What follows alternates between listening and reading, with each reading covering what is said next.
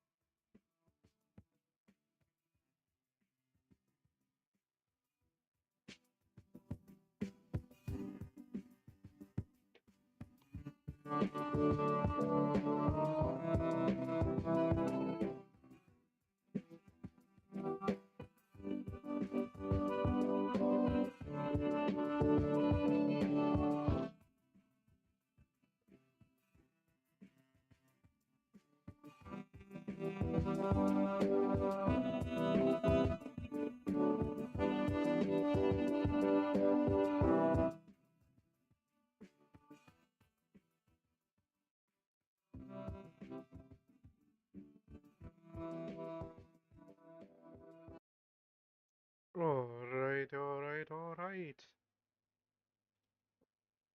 Hello, everyone. Hope everyone is having a wonderful day today. There's some news I do not like at the beginning of the day, but still, hope everyone is doing well. And as you see on the title, we are hopping back on to Honkai Star Rail and some other gacha games while I'm at it as well. But first, we are gonna advance the story mode of this. I have been holding on to the story for so long, but now I think it's time for us to try and finish this thing.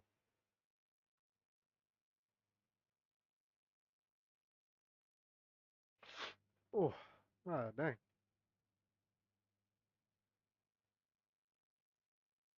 Oof, the load is taking a while. Oh, come on. Don't blue ball me now.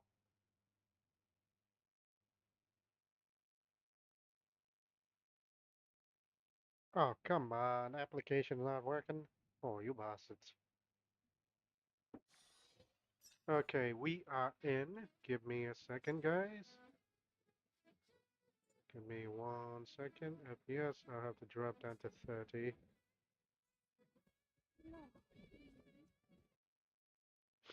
Alright, is this thing taking up nuts? Yep.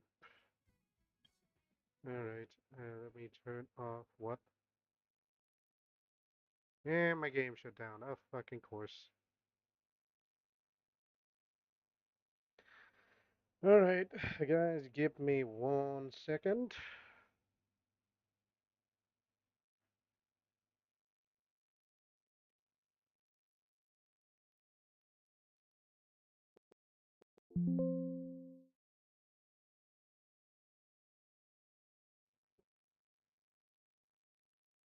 Alright, let's hope this works.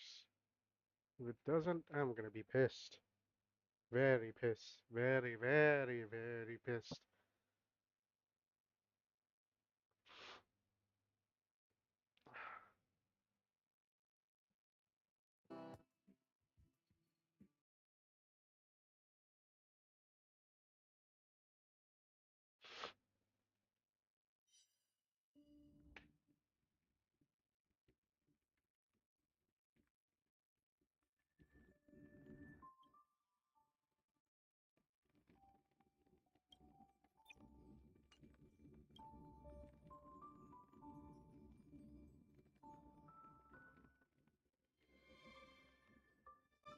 Oof.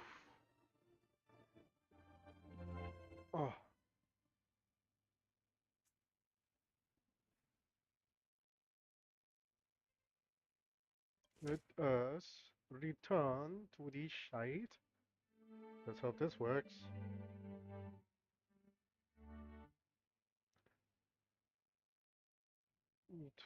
Turn that on. Alright, let me check the encoder. So far, so good. Wait, my freaking game's not showing.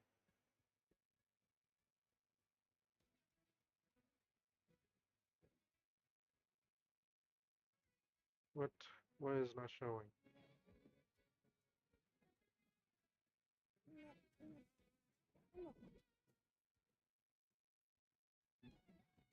Here we go. Come on. Here we go. Alright, my encoder's not overloading or dying, though it does dropping to going to something. Yep, it does drops a little bit. Alright, we are back. Now then, let us return to the main story, shall we? We are on Dong Hang's route. Something about the pearl driver beneath the ruined tree. Don't know about that. Wait, let me up the sound a bit so that you guys can still hear. Yep, put it at 5 for you guys. Alright, let us return to the main story. Let's see how this will come out.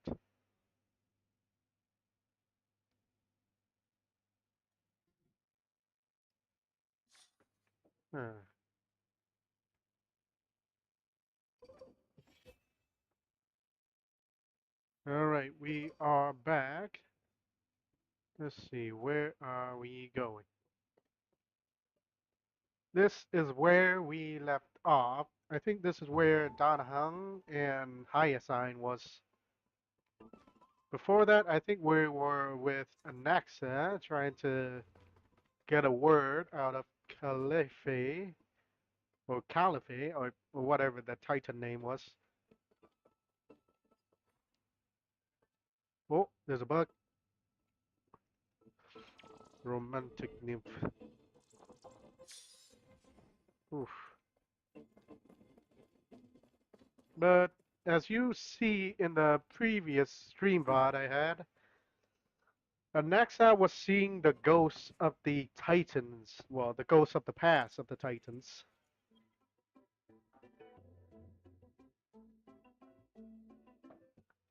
And if you missed the stream on my Twitch, you can go check out my YouTube as well. I also stream there, and I also use the YouTube stream as a VOD. So if you guys miss anything, you guys can check it out over there. Let's wait and see.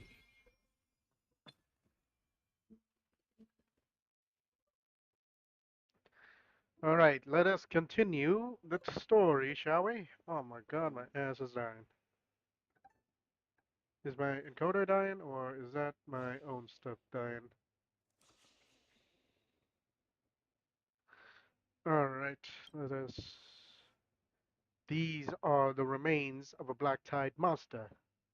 It does look different from the Titankin from up close. Well, what's that underneath? A scroll? Alright, the scholar debates. Oh my god, time for more reading. Oh no. Oh, my throat is definitely not going to hold up after this. A recorded debate between venerationists and Northerians. What the frick are these names? Most of it are illegible, leaving only fragments of dialogue. The V scholar. We all recall the state that dare touch the sky, but what were they really? Just blind masses manipulated by the ambitious politicians who dare challenge the Titan's authorities. A completely meaningless attempt, an absolute mistake. You be something have bowed to the Titan for so long. You've forgotten a scholar's true purpose?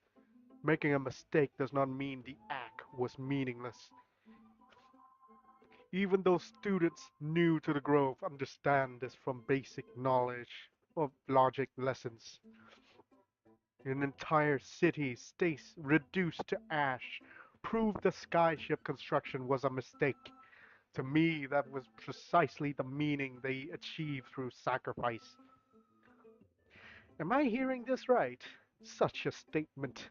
Are you converting to this thing? No, I'm simply examining the matter from another perspective.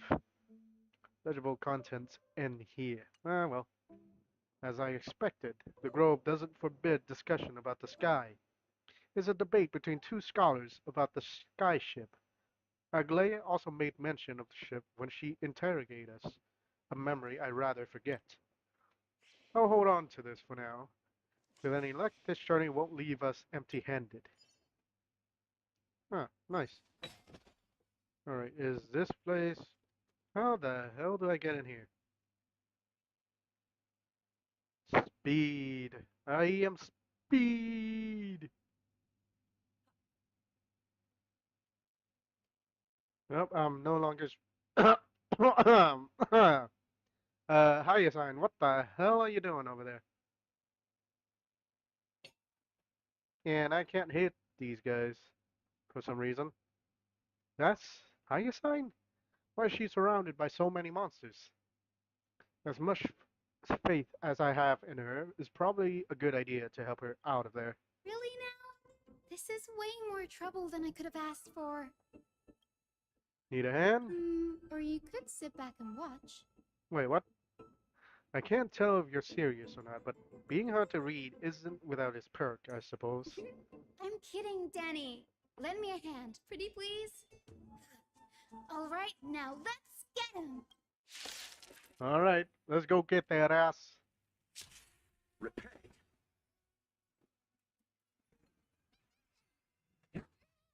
Ow. Ow. Ow. Eternal sleep. Dead return. I don't have time for Nice. this. Expand your thinking. Good You healing. chose the wrong enemy. Nice. Aw, if I know they have quantum, I will bring out Casterus. Ow. Ow. Nice. I've never seen perfection before. Nice. Open sesame. Nice. Ow. Okay, that's new. Nice. Okay, I'm gonna have to switch up my team for this. I forgot here is mostly quantum enemies, so this place is practically in ruins. What happened? There shouldn't be this many monsters here. The Black Tide is remarkably quick to detect the light of Amphorius. So or rather, the blessings of the Sky Priest in me, might have unknowingly called them to me. Is that even a thing? Anyway, never mind that for now. Here, you might want to have a look at this. I found it around here and thought it might be of interest to you. What is it? Another scroll. A debate. Let's see here. Euthyphro. Euthyphro? Okay, let's just call him Euthyphro. Well then, enlighten me. What exactly do you mean by examining from another's perspective? Simple, you see. When we stand normally, the sky is above.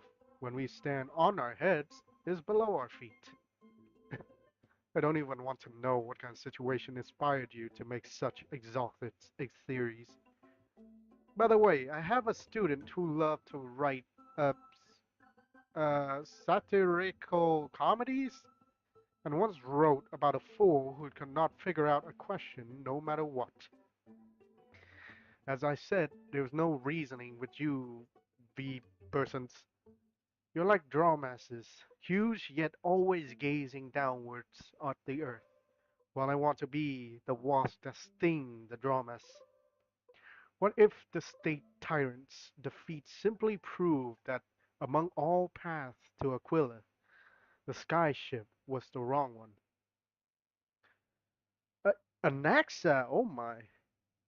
Oh, this was against Anaxa, okay. Anaxagoras, you imperious blasphemer.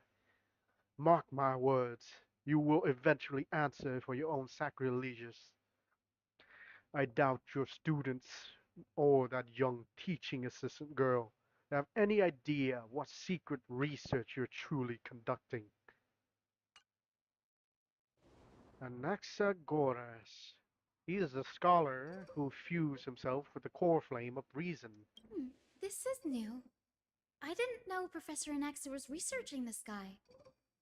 He's never mentioned anything about it. Phynon said Anaxa might be opposed to the flame chase journey. Might is an understatement.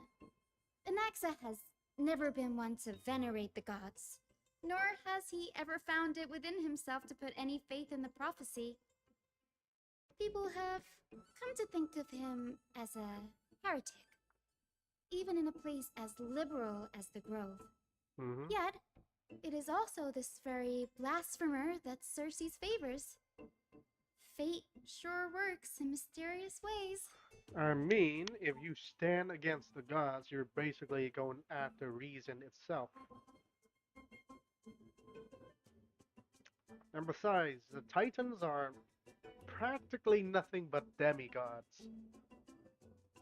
I mean, from what we saw in the previous story, which you should not miss out, you guys can check it out on my YouTube streams if you want to rewatch that. But we saw through Anaxa's POV where he saw the ghosts of the past, where we saw the Titans as demigods, or technically as the Flame Chase journey or the Chrysos heirs before Aglaia and the others now. So that means, well, you know what that means already, but still, it's not technically blasphemer against the gods. Basically, it's just, what is it? Unreasonable against the demigods? I don't fucking know. But still, it is surprising when we saw that the Titans wasn't fully Titans. I mean, we know that Xerxes was once of the seven sage in the grove, and what is it? Nicador was actually Gonias. Well, the reason parts of Nicador was Gonias, but even in the past, his name was still the same. The one to bear this will of strife or whatever that was. I picked up a scroll on my way here too. This looks like it may be related to the ones you're holding. Oh, let me have a look. Einstein combined both records together. And what did you find out? Hmm. By the looks of them, these scrolls are records of two conversations that took place in the same setting, Mm-hmm. one after the other. Mm-hmm. There's still much I don't know about the Grove. Do you mind if I ask you a few questions? Sure, go ahead. Alright, who are the Venerationists? The Grove of Epiphany is home to 7 schools of thought. While all 7 schools are founded on the ideologies of Thalesis, the first scholar, each is unique in its own way. Among them, the Venerationists revere and worship the Titans the most. Hmm. Is that a bad thing? As the sage of the Venerationists, Euthyphro has always been at loggerheads with Anaxa. Mm-hmm. If we were to place the 7 sages on the scales of Talanton, Anaxa and Euthyphro would be placed on opposite sides to achieve balance. Is there even a way for balance with that? A very illustrative explanation. Thank you. Was it a mistake to build the skyship? Nearly everyone in Amphorius has heard the story of the skyships by now. Aquila's stature is loftier than the heavens, and their divine retribution is merciless. That's why it's no use building giant skyfaring ships. Oh, but I do wonder if a supercharged mini Treaty cannon could slip past their watch. That was a joke, right? What is a Naxa field of study? Newsporists primarily study the application of alchemy in soul repair. Everyone considers Anaxa a blasphemer, but that has never stopped him from sharing his ideas, no matter how taboo. If you must say that he's hiding something, then it's likely what lies beneath his eye patch. Mm-hmm. Well, I don't have any more Anaxa questions. often says that every failure brings us one step closer to the truth. I saw you try to mimic his voice, but still, not close enough. Perhaps, to him, the crash of the sky ship carries a different interpretation. The firmament is not impenetrable. Firmament. On the contrary, it was precisely because the sky ship represented the first step toward breaking free from the shackles of the earth that it provoked the wrath of the Sky Titan and brought divine punishment upon itself. The firmament. A reference to the Kang Toys Thunder King left. Yeah, you know. If you know, you know. It's a shame that the majority of the Grove's research on Aquila was headed by the Venerationists, with sacrificial rituals making up a predominant part of their findings. Discourse about more esoteric subject matters in relation to Aquila dwindled even further after the skyship incident. So much so that even this scroll is completely new to me. Huh. So here is basically the demigods are basically against. Well, some are against humans who try to invade their territory. For instance, the Grove against Aquila or their skies, basically. But still, I thought they would still be more open to that, to like allow them to be able to keep continuing to like break free from the chains slowly, slowly. But still, I'm surprised they are not like letting them get close this much. Don't worry about it. We'll just collect everything we can find on the Titans for now. There's something else that caught my attention though.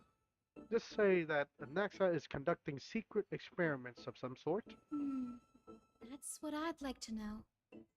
What are these experiments he's involved in? Even I, the assistant lecturer, know next to nothing about them.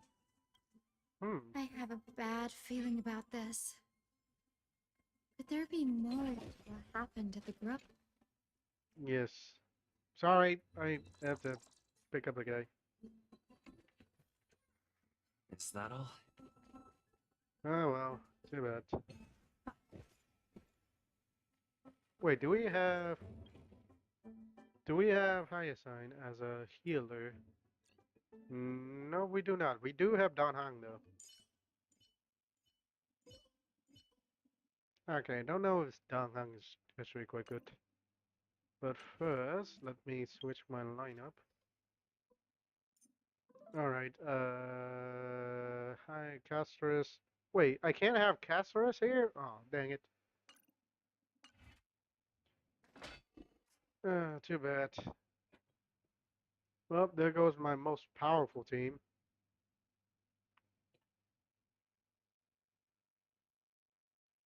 This is the Library of Philia, the place where the Grove stores its collection of tomes. There's tomes. Oh, this reminding me of a little bit of freaking Skyrim with Other all the than tomes. books written by the seven schools, you can also find philosophical texts, ballads, and religious writings from the Outlands here. Cities that desire to learn from the Grove are apparently expected to contribute knowledge of equal value to what they sought. The equivalent exchange We've as had an more than accent. our fair share of hilarious episodes over the years. For instance, it's said that the Erythrocheramists once borrowed a manuscript from a certain author, but ended up returning a copy instead of the original. What's more, the original manuscript was supposedly then hidden here. Hmm, that doesn't seem like a nice thing to do. Nice? No need to hold yourself back, Danny. You can just tell it like it is. Their behavior was no different from bandits. hmm Well, if you don't mind, did the Grove ever rob castrum criminals? You've got me there. Some said you couldn't even find a dictionary in Castrum Kremnos, so I guess they were spared. There are too many books in the Library of Philia. Flipping through them all will take too long. Why don't we use the biblioslate to search for the texts we need? We can bring them back to Akama for reading after that. Mm-hmm. Agreed. This place isn't safe. We should leave as soon as we're done. There's still several more scrolls strewn all over the place. I'll gather them while you pull up those texts. This way, nothing will be overlooked. Hmm, good idea. Oh yeah, I really need to check out how many bugs I got. Oh, hello. A book covered in annotations from many scholars. The title is The Art of Sophistry, 40 Ways to Improve Your Debating Skills. You skim through it, and the highlighted methods include virtual Caucasizations, fault premises, contradiction conversions, conflation. What the fuck are these? Misinterpreted punctuations, misattributions, and generalizing specification, among others. What the fuck is this? Amidst it are scholars' exclamation, a true eye opener. The art of language knows no bounds. If I can't master sophistry, I can at least learn to defend myself against them as an honest man, and so on. The last resource is when all else fails, employ brute force. This isn't gonna be any much of any help. No shit, buddy. Nah, let me check what the heck is this.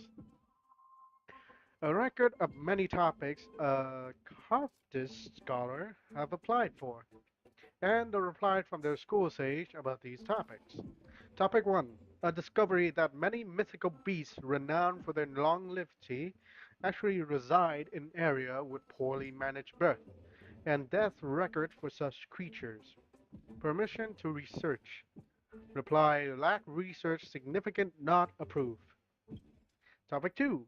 An observation of real plants within the grove, imitating the growth pattern of nearby white dryads. Permission to research.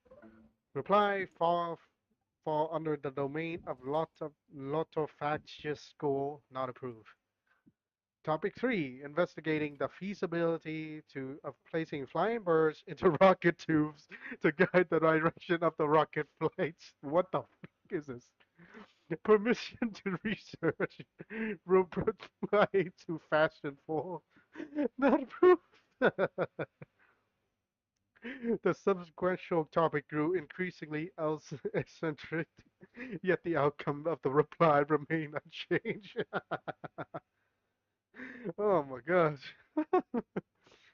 Impressive tenacity. Hopefully it helped him survive the black tide. Ah, dang, what the hell were those topics? I mean, the first two topic was okay, but the third one about putting birds into rockets, like what the These are complaint letters from the scholars about Anaxagoras, the blasphemer. There's a thick stack of letters, god dang, based on the dust accumulated and the perfectly intact seals. The complainee did not even bother opening them and just chucked them aside into the corner. This is about Anaxa? I should read this. Hiya sign. You should have come have a look too. So dusty in here. Whoa. Are these all complaints about him? Mm-hmm. I can already see what they must have written. Alexa has no respect for the gods. His very existence undermines order in our society. They're probably all things like that. Mm-hmm. Does Anaxa hold that much influence? Why else would they call him the great performer? When Anaxer established his school of thought, the first thing he apparently did was read his own work to everyone. Of course. Are the Titans truly an accurate reflection of what humans think God should be? Worlds created by gods are indubitably perfect, but what of Amphorius? Only foolishness and insensitivity everywhere you turn. An uncanny impersonation. What happened after that? They marched him straight to the seat of judgment before he could finish. Well, this is something. Though what he took on in the end was more of a debate than an actual trial. He had to address every one of the scholar's allegations, or face expulsion from the grove. So, did he do the allegations? The first allegation was do you agree that since the Titans created the heavens and earth, so the mountains, rivers, and seas must likewise be their creation? Am I supposed to put myself in an actor's shoes and answer that? Ye... No. Based on the history of the Flame Chase journey, human have the potential to take over the divinity of Titans. Naxa said the same thing then. Needless to say, his critics didn't take kindly to his answer, so they followed up with a second allegation. You claim to be studying souls, yet you are, in fact, defiling them and committing acts condemned by the gods. Do you admit it?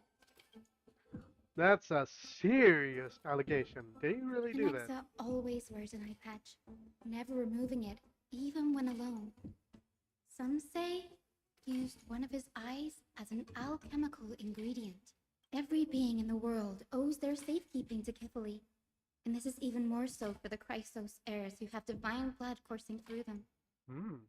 If he has really done something of that nature, then it'd indeed be sacrilegious.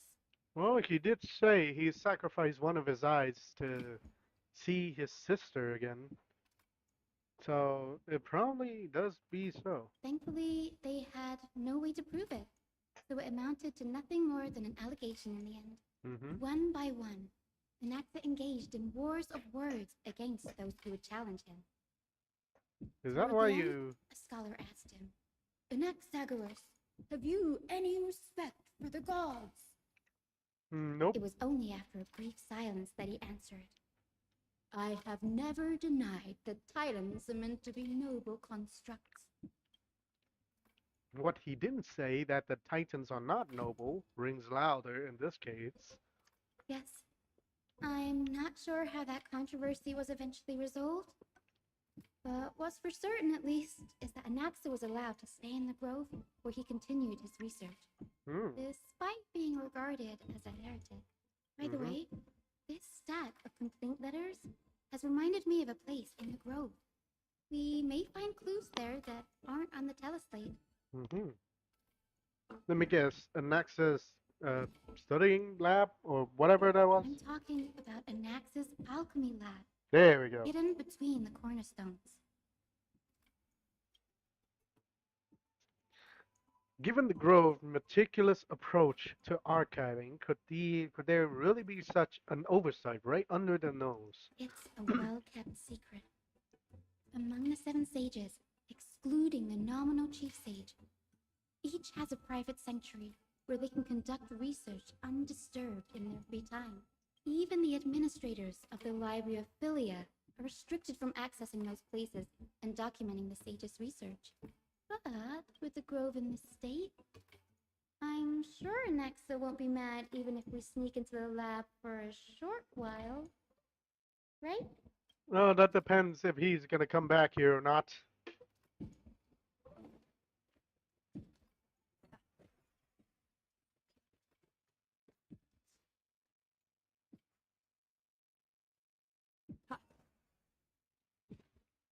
Oh, there's a butterfly. Can I capture that?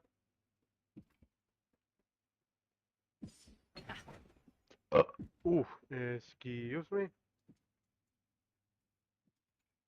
Powder water wheel.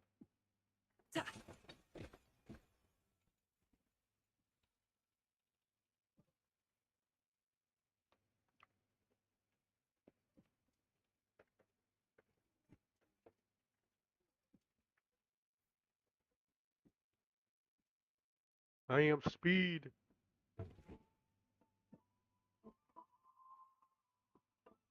You make sure this thing ain't dying.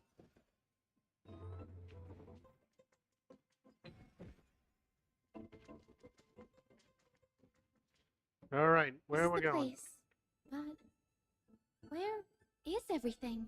Materials for alchemical experiments, matrix diagrams, and even the seal to the lab. They're all gone. Hmm. The black tide destroyed it all. No wonder we didn't see any defense mechanism along the way. Have you ever been here No, before? not even close. Not only are alchemy experiments high risk activities, but Professor Anaxa also has a penchant for using bizarre materials. Students often saw him walk in looking right as rain, but come out covered in soot with his hair singed.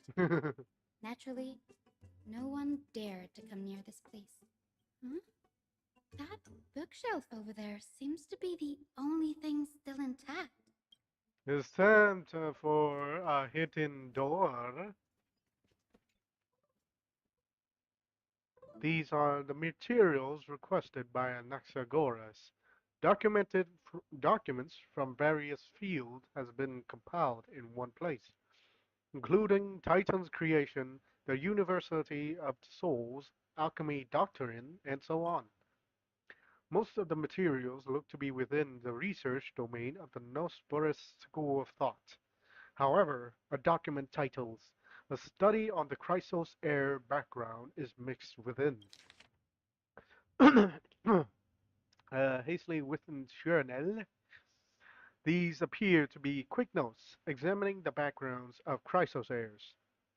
The holy maiden of Yanisopoulos, Tribi, Trian, and Trinon, descendants of the holy maiden from the Temple of Three Fates. Gold weaver Aglaia of Akama from the Menestia priestly family, the prince of Castrum Kremnos, Hyacinth of the Twilight Courtyards. All of their ancestry have various degrees of connection to the divine titans or the divine authorities. Does the golden blood come from the heritage of priest family or royal bloodlines? Anaxagoras, myself, what? Show no such connection. Carefully, the creator, what criteria did they use to create the golden blood, the shape, the Chrysos air? Yet Castorus, the servant of death from Idonia, her lineage is neither Titan priest nor demigod, but she has walked the earth for at least a I can't. Why can't I speak? For a millennium, with the power to grant death to humans. Where did this power come from?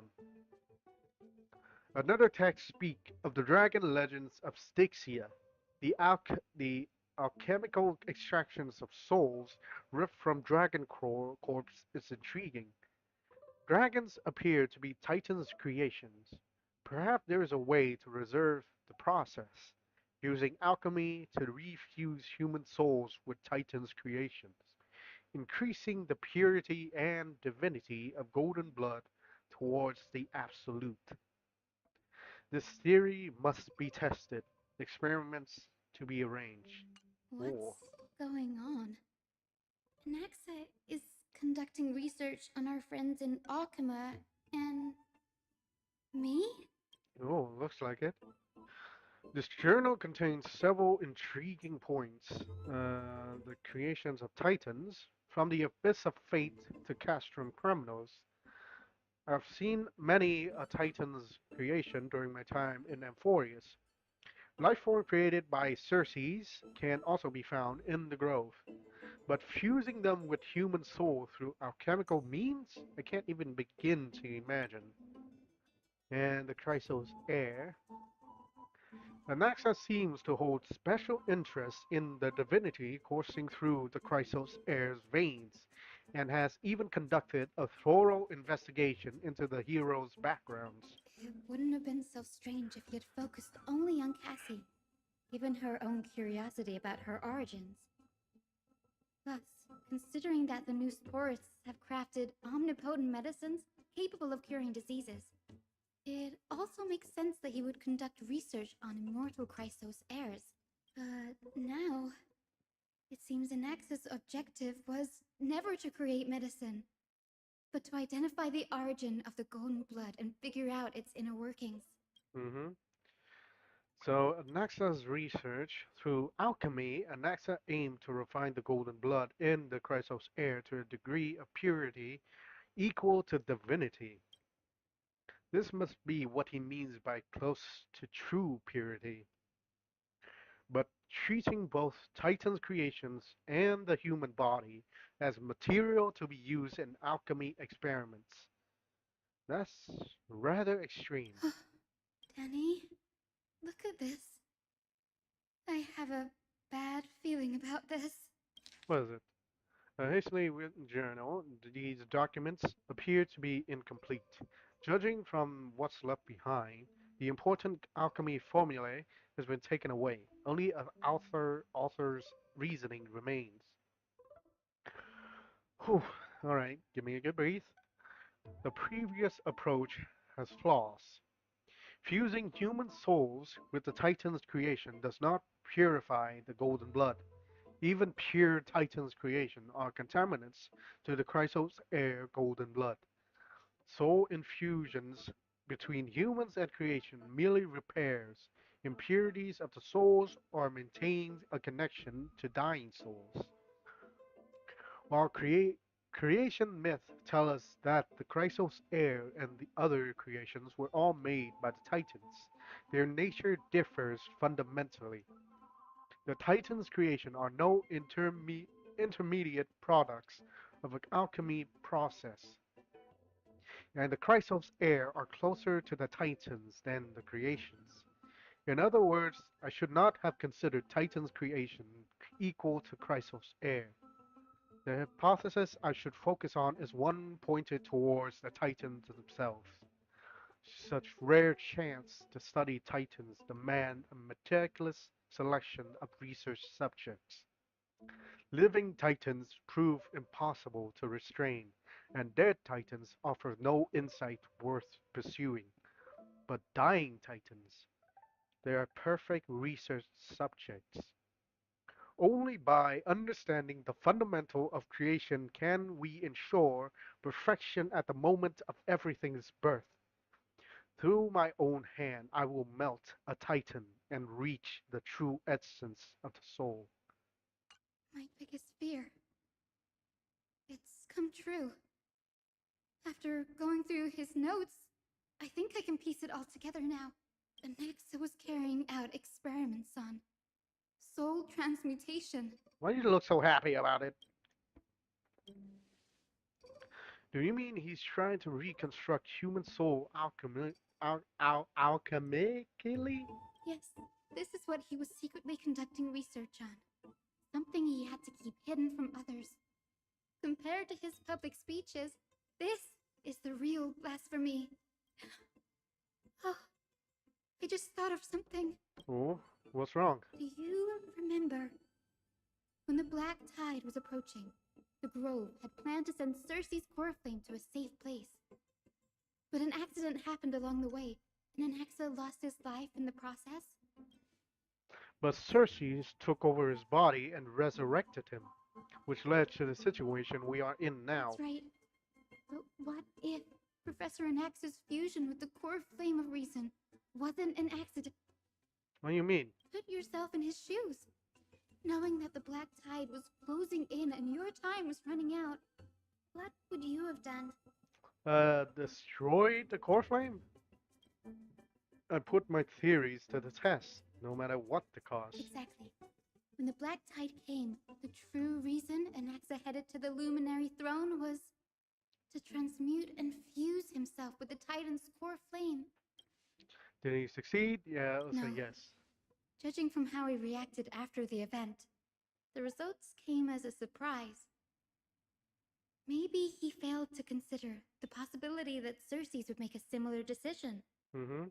The manuscripts detailing all the alchemical formulae have been taken away. His research is still ongoing. Oh no. Could he have taken them for other Like, purposes?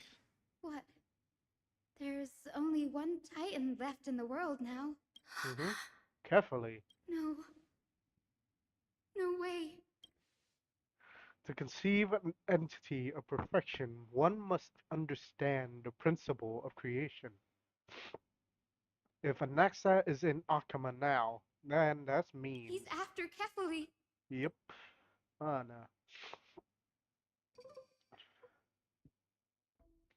Two core frame in one Sir, body. this sky above us, it's not real, is it? Of course not. This is just an image from a projection device used for educational purposes. A simple trick. The day-night cycle has been lost to this world. So that students like you may still learn about the night sky, astronomers have harnessed the Titan's miraculous power to manipulate the light, projecting the nights of the past here for you. Much like how the sky above the holy city is also illuminated by Kefali's dawn device. So, the skies of Akama are fake too. You mustn't conclude that, Inoxa. You should know that only a child would expose a trick and be proud of it. Often people know more than they let on. They simply choose to feign ignorance because they have no other choice. Then they're just deluding themselves.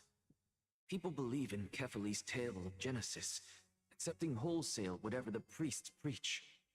We're different. We've already walked out of the firelit cave of ignorance. We have already realized that we live in a world where Titans make the rules. Even when we look at the sky, we're only seeing what they allow us to see. Rather than gazing at this mockery of a night sky fabricated by them for the rest of my life, why shouldn't I be the one to take control of the projection device instead? So much time has passed since you sowed the seeds of doubt in my heart, child. Many a night, I find myself penning down all my theories and wild ideas, only to burn them to ashes when I open my eyes in the day. Why? Because we'll face death by burning if word gets out? As a sage of the Venerationists, my soul has already become inextricably linked to the great tree. Every word I say and every move I make is certain to influence every leaf, every branch, even the tree itself. But above all else, my days are numbered. Instinctively, I have my doubts about the golden blood and the human soul, yet I have no means of verifying them. The golden blood in my veins is woefully thin, and I am loath to waste what little time I have left obsessing over a hypothesis that cannot even be proven in the first place. Hmm. But I can, sir. I can do it for us. The time is right. Give me all that I need, and I shall accomplish this grand feat on your behalf. Sound like a father to a child. You're right. I shall do just that. In the next meeting of the sages, I will spare no efforts fighting for the rights you deserve. Go. Establish your own school of thought. Find out what we are. Become the one who conquers the ultimate truths of the world. Child of humanity, you didn't go to such lengths for an audience with Kefali. Just ask him a few questions, did you? So, you figured it out. If I were as foolish as a Dromus, perhaps I'd throw myself down and prostrate before their greatness, begging for the gods' prophetic wisdom. Well, sorry to disappoint, but I'm no Dromus. Alas, I am a human, standing tall on 2 feet, possessing both intellect and pride. Before such power, Does it make any difference whether you're a human or a Dromus? I'm sure you're familiar with the story of the Styxians. Hmm. When the raging waves threatened to swallow them, they didn't just give up and become sitting ducks. They constructed a dam that kept the roaring tide at bay, Ooh. chaining down the mad Magusa. Ooh, we are gonna visit this place soon, I'm guessing. They call me a blasphemer, Circes. But that doesn't mean I deny the existence of gods. It's just as I see it. Titans are simply a force that mankind has yet to find a way to tame. Oh? If power that rivals the Titans is what you crave, why not conform to the prophecy and brave the trial? Why stop at harnessing the power of the Titans when I can do so much more? The source of life is what I wish to grasp, to understand what makes up the soul, and to learn what we really are. Thanks to you, I've had the chance to personally verify, in more ways than one, that the soul indeed ceases to exist in death. But where there is death, there is life. And where there is an end, there must also be a beginning. How then is a soul born? That was the only unknown variable left in my calculations. And by the sound of it, you have already formed a conjecture. No, I have already drawn a conclusion. In my journey unto death just now, I finally saw the answer with my own eyes. Which is? Professor Anaxa, Oh, casters? I'm here. His life hangs by a thread. I must ask you to refrain from taking any unnecessary steps. Of course. I'll bring this to a conclusive end and give you the answer you so desire.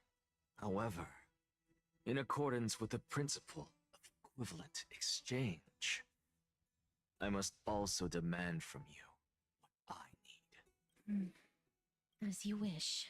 Don't you care to know what the price might be? It's a matter of uncovering the truth about the Death Titan and his survival. Hmm. This may be the only time I can ever save someone's life. There is no need for me to think twice. I see. In that case, let the show begin. Indulge me. Am I correct to say that you intend to prove Thanatos' whereabouts and prove the nature of our existence now? Before I begin, I must confess I had been stuck in a cognitive trap all this time. As unrelated as these two propositions may seem at first glance, they are in fact logical equivalents. They are merely two different ways of telling us about what the soul is at its core. The reason I say this is, as I've mentioned earlier, the answer was hidden in my journey unto death. Naxa, you were in the Netherrealm? Yes, I am but a living dead man. But that's not important. What truly matters is, I overheard a conversation between heroes. That's not all. Oh. Remember how I said you were a part of Oh, that yeah, this one. conversation too, Circes? And I've told you that I have no recollection of such an event. That was likely just an illusion conjured up by the mind of a dying man. Of course you would remember. Because that wasn't you. That was Calypso, one of the 7 sages of the Grove. Calypso? Huh? Oh, that's the name I made up on a whim when speaking to this girl. How do you know of it? And surely you jest. Don't you think I, of all people, would know if that were the name of one of the 7 sages under the shade of my tree? Don't you claim to know the Grove's past like the back of your hand? It seems you've lost even the memories seared into your soul. Use your head, Circes. Since all of this took place in the realm of the dead, it stands to reason their likenesses are of souls from the past. The living cannot step foot into that world. So who could they be? Think about Calypso. Why does she share your likeness? Yet you have no idea who she is. The answer is evident, is it not? Those fallen heroes are the mortal incarnations of the Titans before their ascensions to godhood. The gods aren't master creators born out of thin air, and they are no different from humans, because they all evolved from one. Mm-hmm. Does this answer disappoint you? Yes, because you've answered nothing. If I truly was once human, as you claim, then where do the children of humanity come from? Even on the off chance that you speak the truth, this brings us no closer to grasping Thanatos' whereabouts. How are we to find them? I knew you would say that. The story is getting very interesting. But it matters not. I know what I'm doing. Actually, why don't we have this supreme being standing before us tell us everything? You can revive a Titan? Humans cannot return from the dead. Neither can gods. But all we need to do is look at this from a different perspective, and the problem will resolve itself. The solution is simple. Just like what you did to me. If I'm reborn as Kefali, I can rebuild the world and all within it as they once did. Simple, is it not? But isn't your soul is already gone?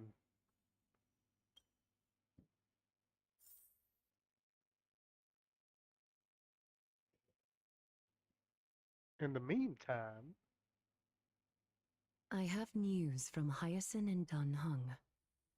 Anaxa might be trying to do something with Kefali's divine body.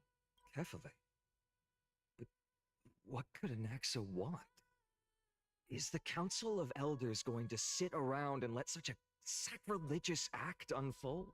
yes. That is not possible. He is indeed the great performer, capable of fooling anyone and everyone with his tricks. I'm sorry. No need for guilt, for this is good news to us. The Council of Elders has found themselves a traitorous ally. Anaxa's ambitious desires will be something we can exploit. What we should be doing now is to keep our eyes peeled for whichever trickery Kindness is up to, and react accordingly to thwart her plans. Being Akima's political center, the Demigod Council holds just as much significance as the Vortex of Genesis. Oh, my shit is Someday, dying. after my duty is over, this site will take the place of the battlefield where you hunt gods. Become the next challenge you ought to overcome. Till then, it's best to get used to this place as soon as possible.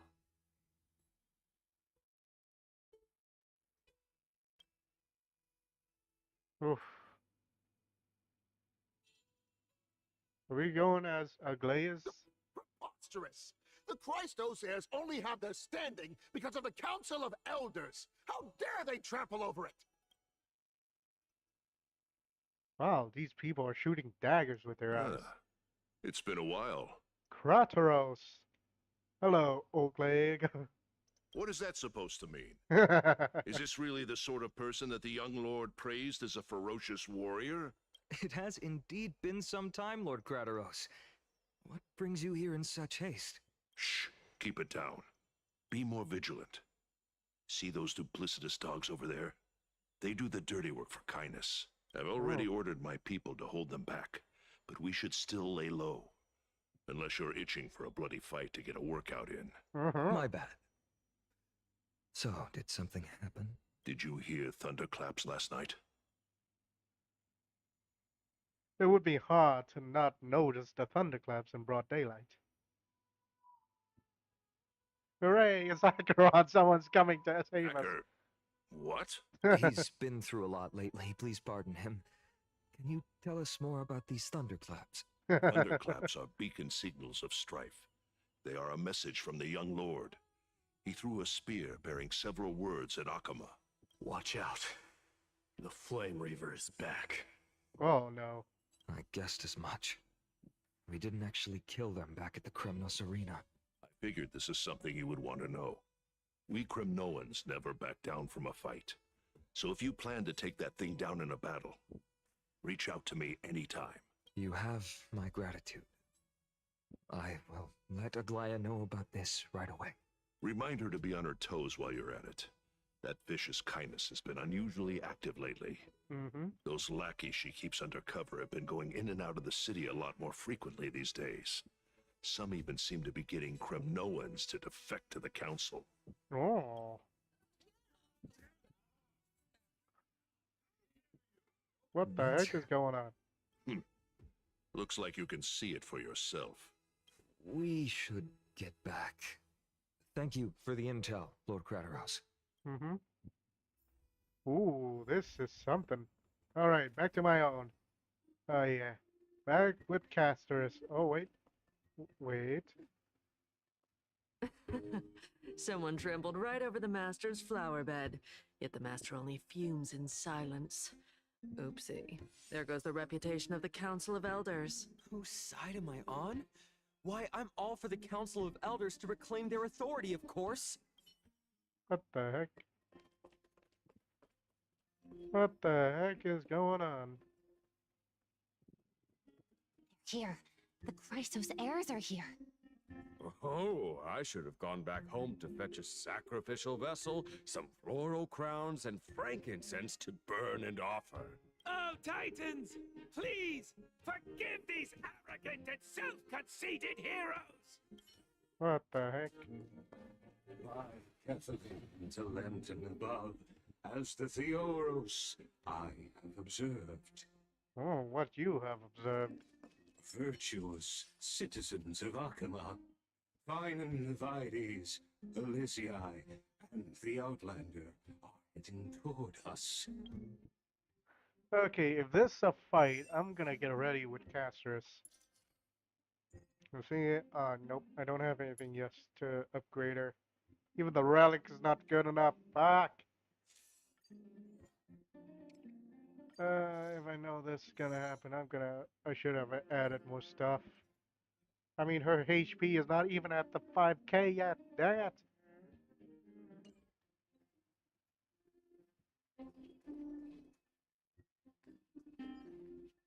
Aglaya, what happened here? I know about the poisonous fangs of that king snake through the golden threads. In the past, I would be confident about keeping her in check, but I admit I am now unable to do so. What do you mean? It is no longer about eloquence or arguments. I have been a demigod for far too long, that I hardly have any humanity left. Before I realized it, I have become no different from these hypocrites, no longer capable of relating to the people. This has come a lot sooner than I expected. But perhaps it is time. I need you to step up, Finan, in order for me to retreat behind the scenes. Yes, this is my duty, but... It is far easier for the Council of Elders to fool many than just fool one person. Their so-called more support is no more than a ruse to distribute power using words instead of lances. There's no glory in winning this debate. But that makes having respect for humans so much more priceless. Finan, you are a Chrysos heir without flaw, capable of relating deeply with humans. I appreciate what you've taught me, Aglaya.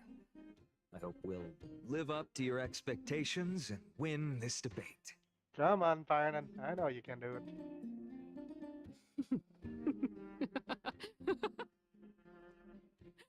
Oh, you've done well, Lord Calictus. Let me take over and personally close this debate for today.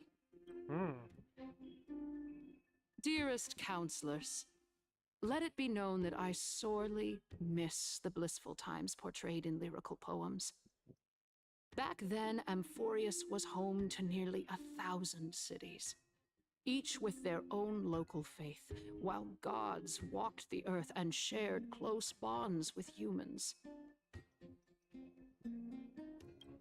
Yet, in the present, people from all over are forced to leave their homeland to seek refuge in the holy city where they hope to rest under Kefali's protection. All of us have long been in the same boat with no way out of this plight. We didn't have a choice in the past, but now the Council of Elders brings to the table a new possibility. All I have left is one question for you. Would you rather strive toward the unheard of Era Nova, or return to the prosperous Era Chrysia of our past? Make your choice. Now, which of the two would lead mortals to an ideal future? Ah, this question again.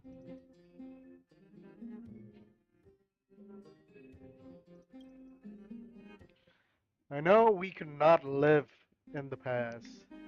To relive it again, it would be so blissful.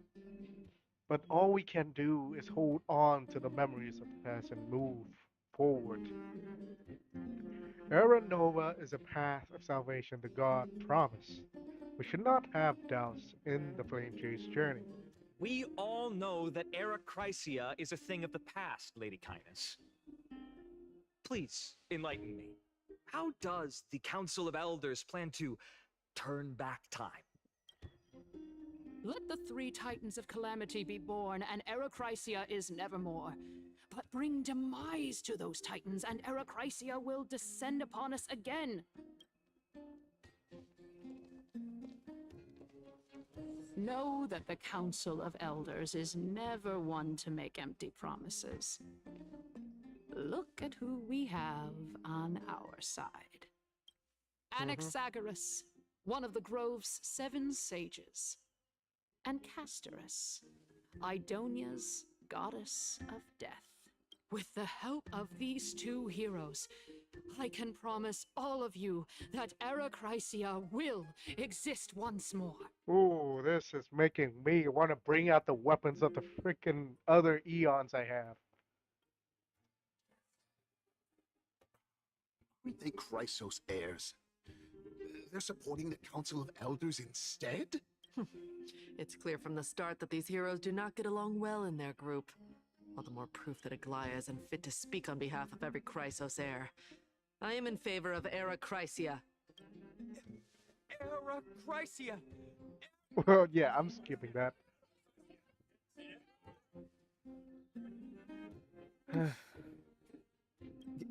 Castorus? Why are you standing over there? You finally arrived, Naxa. So have you. Yes. Don't worry, Aglaya. Well, I know that you have many queries. Could you continue to converse like how the citizens normally do? Tell me, dear citizens, if we successfully retrieve and return Thanatos' core flame without anyone passing the Death Titan's trial, what would happen next? The answer is simple. We will have a chance to rid the world of death and bring Amphorius back to an era when all beings live forever. We'll usher in a new future that will be entirely different from the Flame Chase journey. He's one of the 7 sages. Your proposal is much too idealistic. As long as the Black Tide still exists, how can we go back to the old days? Remember what I previously said? Kefali's core flame is guarded by the secret power of the Council of Elders. Plus, Fagusa's water curtain will be able to block out any external perceptions. Tell me, dear citizens, have any of you ever seen even a glimpse of the threat that this person is talking about anywhere within the walls of this majestic holy city? Oh no! Oh no! Oh no! This is a red flag. This is straight up a red flag. Oh no! Oh, the flame chaser dude is definitely gonna spawn in here. He's gonna cut in here. Oh. Could it be that you heard that from the Flame Reaver themselves? Citizens, let's loudly sing the blessed hymn. Oh, beautiful old world, where are you now? Oh, legendary Erachrysia, return to the mortal realm! After the destruction of the 3 Titans of Calamity, the Flame Chase journey will have to end. I suspect the masses are now totally riled up. Anaxa, pray tell. Everything that you've mentioned hinges on the premise that we can find Thanatos' existence, right? Thank you, Lady Aglaya, for still caring about this city. However, dear citizens, we are truly fortunate and blessed. For Castorus, Idonia's goddess of death, will surely find Thanatos under my guidance. What? With that, I solemnly promise that the core flame Lady Castorus brings back will be personally managed by the Council of Elders. Thereafter, dang. if we are able to garner the support of all of you at the Citizens' Assembly, we shall spare no effort in ensuring that the Erachrysia will return to our world once again.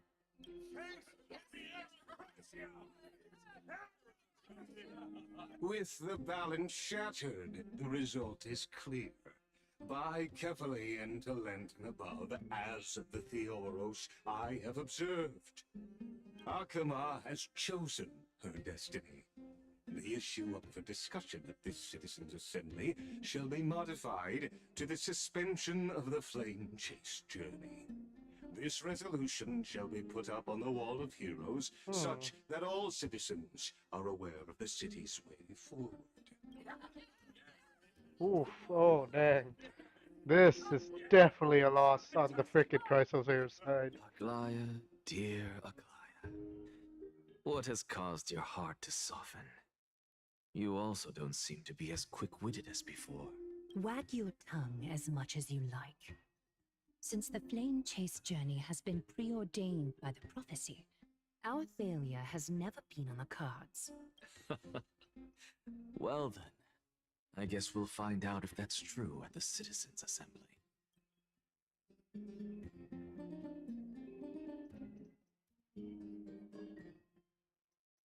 Oof, this is definitely gonna be something.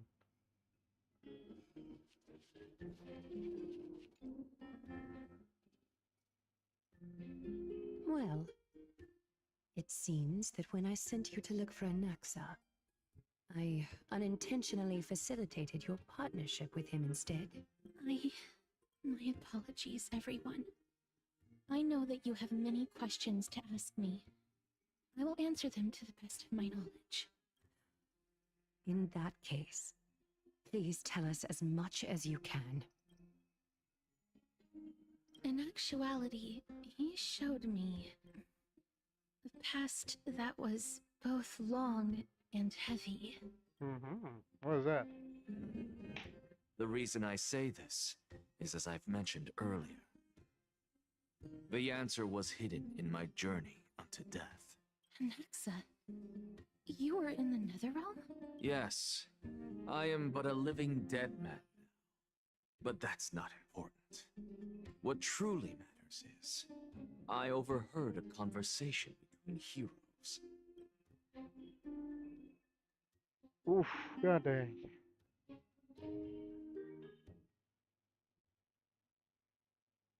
Oh my god, the lag.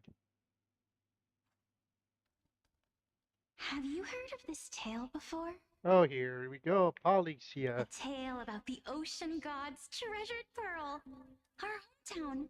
It was a seaside town which enjoyed the ocean breeze and glorious, peaceful times, thanks to the wisdom of its ruling queen.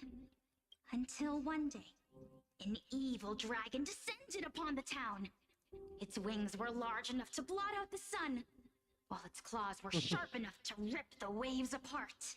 Yeah, I saw this. Blot out the sun. That's definitely a callback to the 300 movies. It barged into the tall tower and devoured the queen's beloved daughter. It even settled itself in her bedroom, like a tyrant king. The queen assembled 300 warriors who managed to subdue the evil dragon by chaining it up. However, when the queen slit open the dragon's belly, she realized that the princess had long since been digested, and all that was left of her was a pile of bones. Devastated, the queen wept for several days. Oof. Okay, this part is definitely sad, but still, 300 warriors. You see them, you see the connection. It was then that a devious, smooth-talking scholar arrived at the palace and suggested that the princess could be revived through the use of dragon bone and dragon blood. That liar called this process the secret art of alchemy. Well then. The princess was reborn. The queen was overjoyed, blissfully unaware that the evil dragon's soul still lurked within the princess's body. As revenge, the evil dragon swallowed the poor queen, the glib liar, the courageous warriors, and all of the town's innocent civilians in a single gulp. Worse still, the souls of the deceased refused entry to the Netherrealm because they were filled with regret. Forced to roam the mortal realm, these resentful souls ultimately converged into a river of souls that would not retreat for a long time. The terrifying death had consumed all. Thereafter, our hometown fell into ruin as well. Until... Until?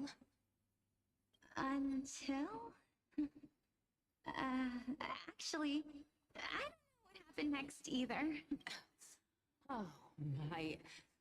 It seems that you still like to whet people's appetites even after all this time, Pelixia. So, according to your story, this is how I used to look?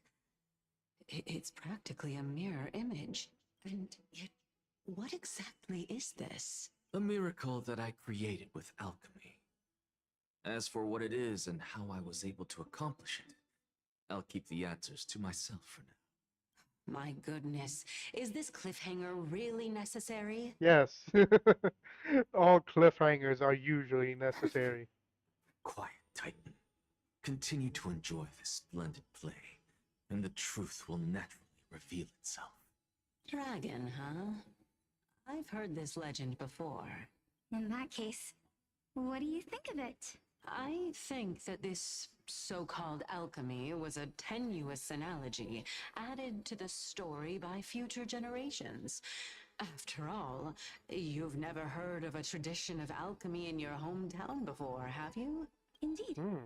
Before I left home to pursue my education, I never even knew that anybody was looking into this area of study. Okay, look at that. She looks like she's covered in bandage. But even her eye, oh my god. Therefore, we can just treat this tale as a fable told to young children. A fable, you say? If so, what moral is it trying to impart to the kids? I guess it might be the concept of equivalent exchange? Oh?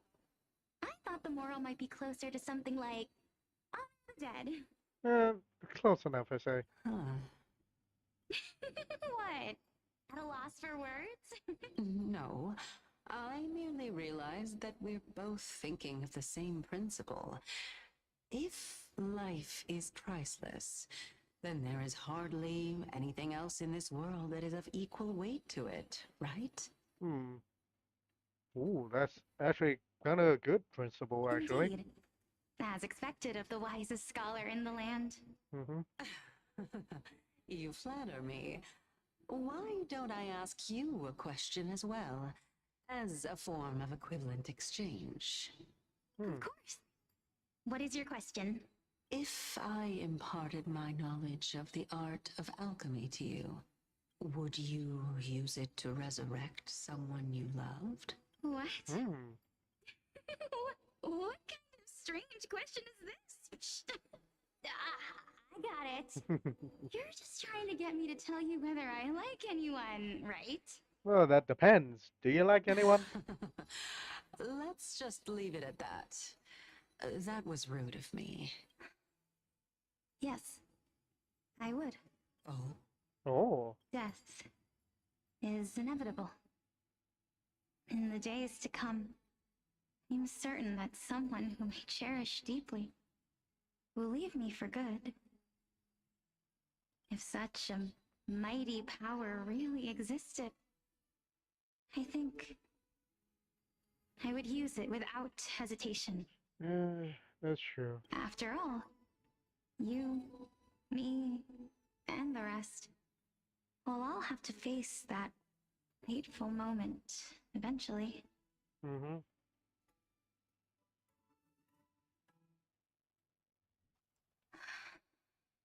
My time is finally here. However, perhaps because of my firm belief in the immeasurable value of life, I am unable to complete the trial. The trial? You shall wither, and through that, the dead will sprout again from the remains, and be reborn with the dead flame. It is a pity that fate is such a cruel mistress.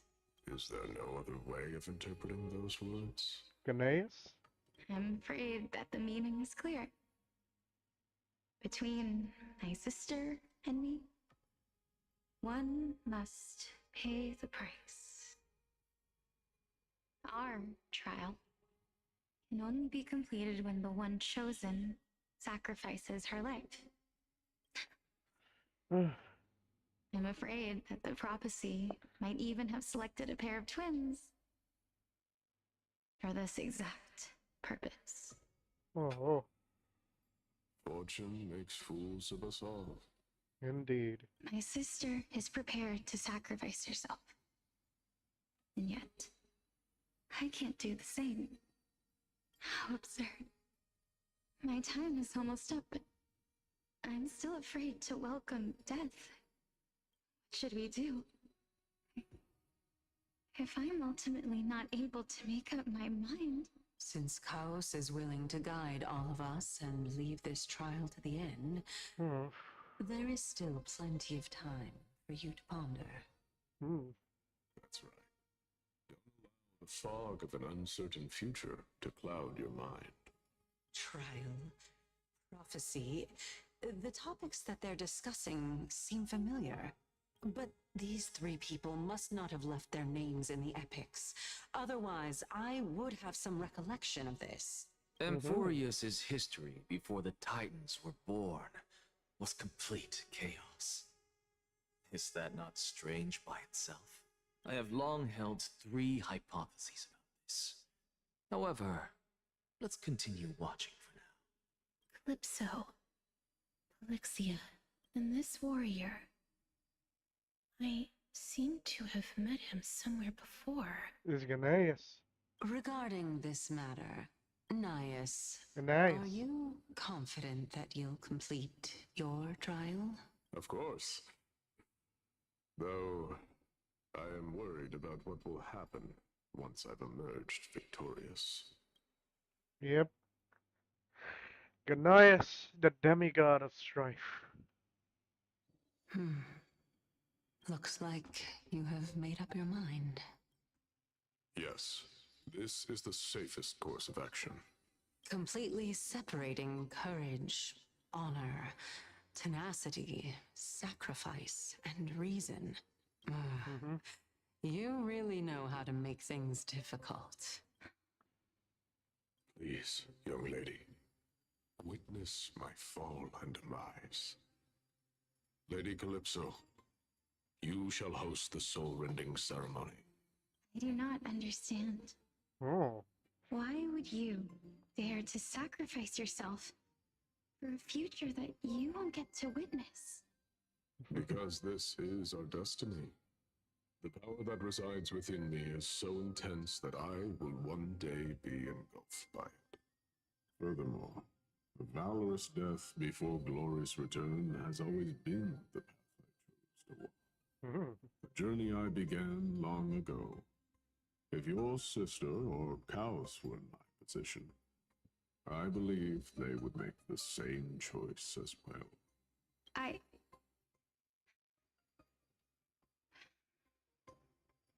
I'm not that brave.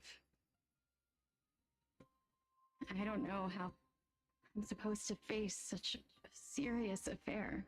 That still depends. Is it brave to realize that you are not that brave, or to brave to know that you are brave? Who knows? Despite being Death's chosen one, it seems you still don't know how to face it. Let's chat, young lady. Perhaps I shouldn't end my journey so hastily. Since there's still time, I'm not worried about letting fate wait a little longer. Of course. This warrior is Lord Anaias. As the embodiment of Nikador's divinity, he entrusted his life to us and allowed humankind to end his madness. That means that what I'm currently seeing before my eyes is, in fact... Looks like one hypothesis of mine has already been proven true. These heroes are the true forms of the Titans, before they attain their divinity. If so, the chosen one of death that he speaks of is actually... Polixia! Is the previous form of Thanatos? But her appearance... If this is true, as long as we can find out where she went, we'll naturally be able to figure out the location of the Death Titan. But before that, we first need to witness what ultimately happened to Lord Anaias. Oh yeah. I remember correctly, Castor still wants to find out what happened to Anaias, or should I say, wants to... Do not worry. My curse is a blessing on the battlefield. As I was saying, she's still somewhat dear to that.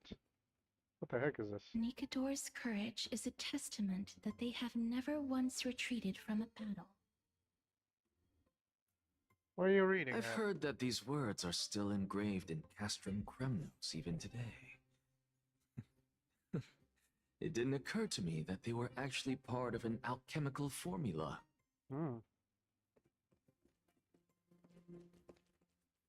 Sealed within this statue is undoubtedly his sacrifice.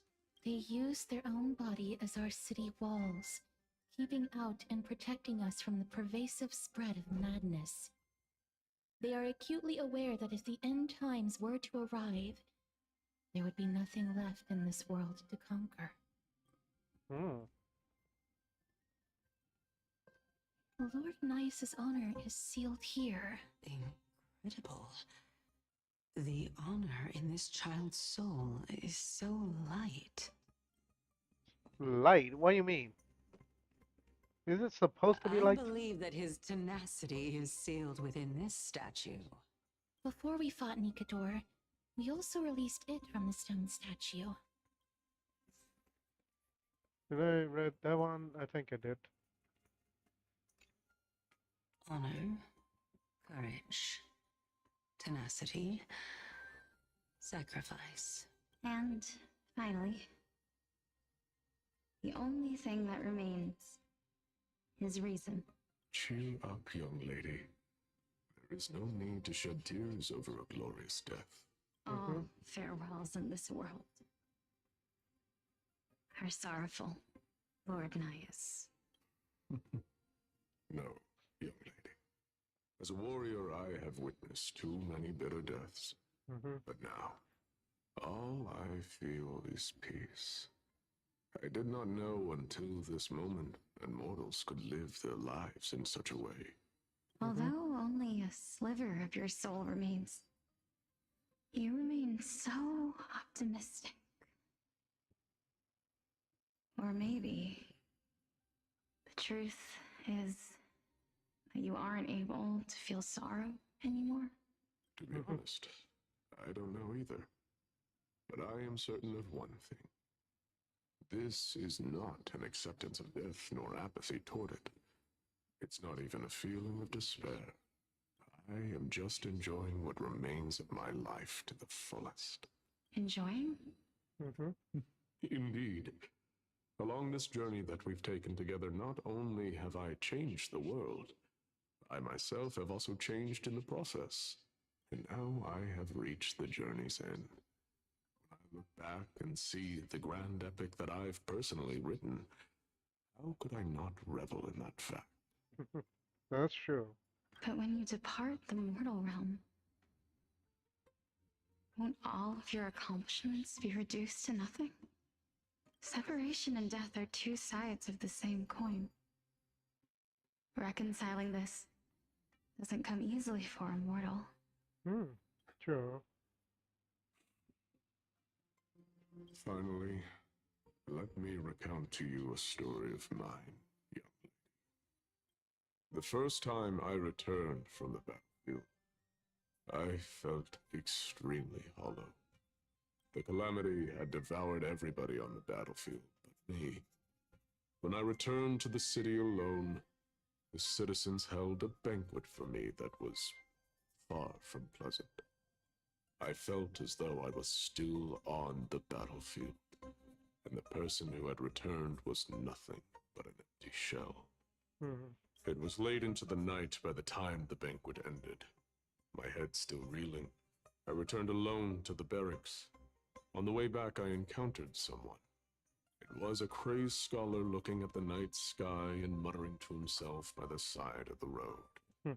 Although I tripped over him and fell, I wasn't angry in the slightest.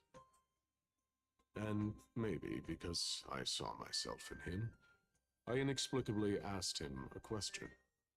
Do you think that it'd be better if we just died on the roadside like a couple of stray dogs? To my surprise, he shrugged his shoulders and sighed.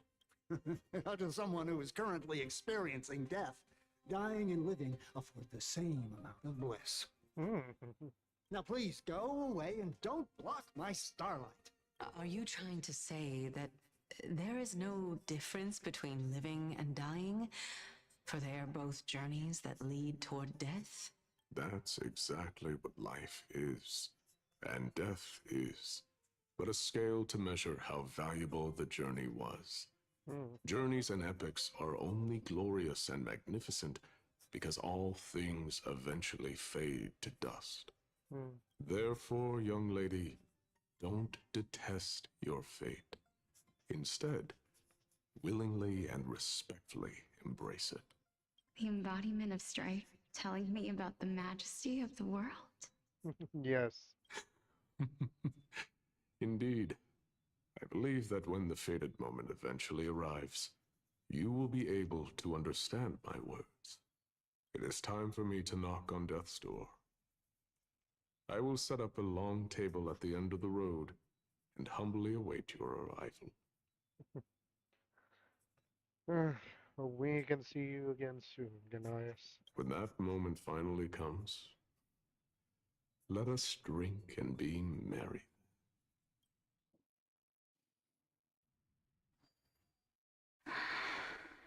I knew this day would eventually come.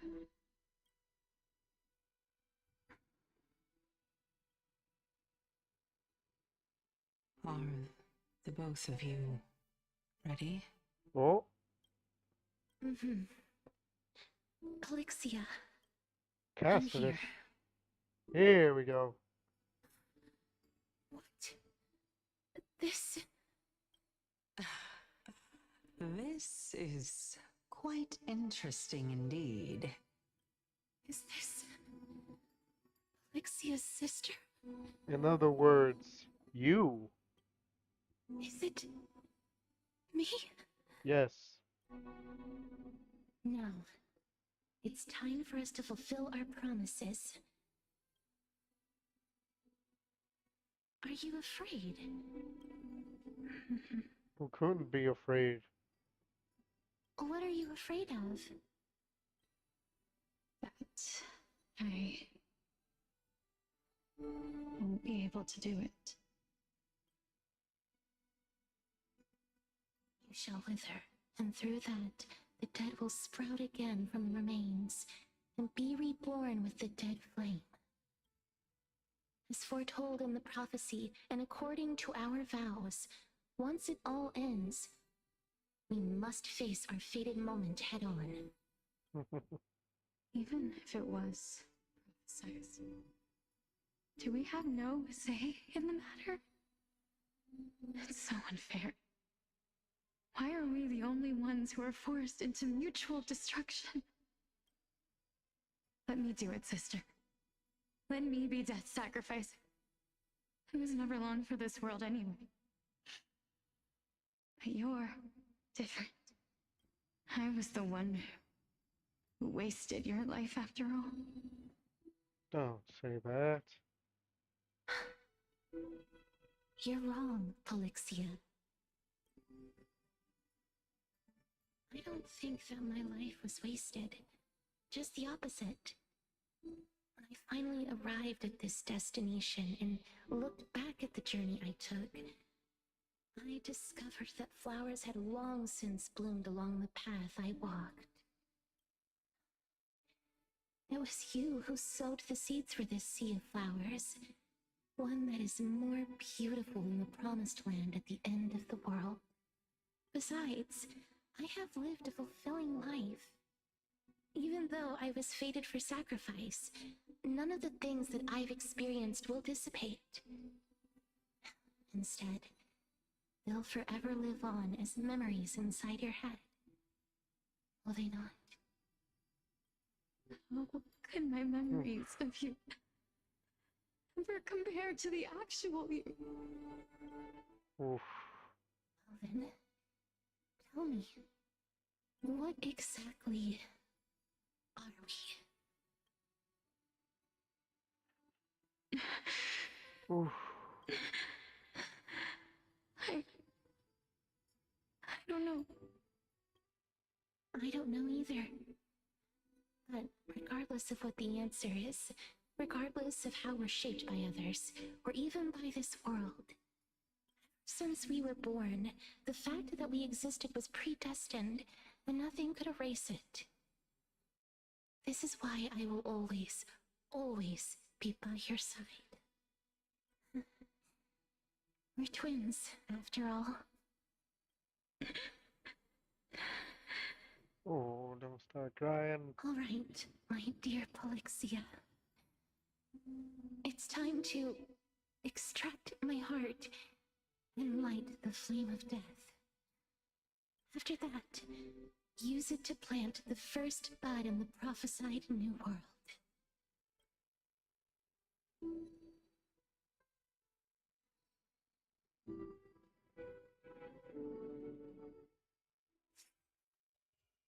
Oof.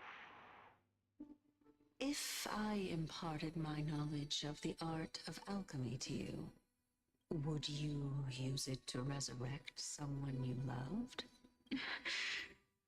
Death is inevitable.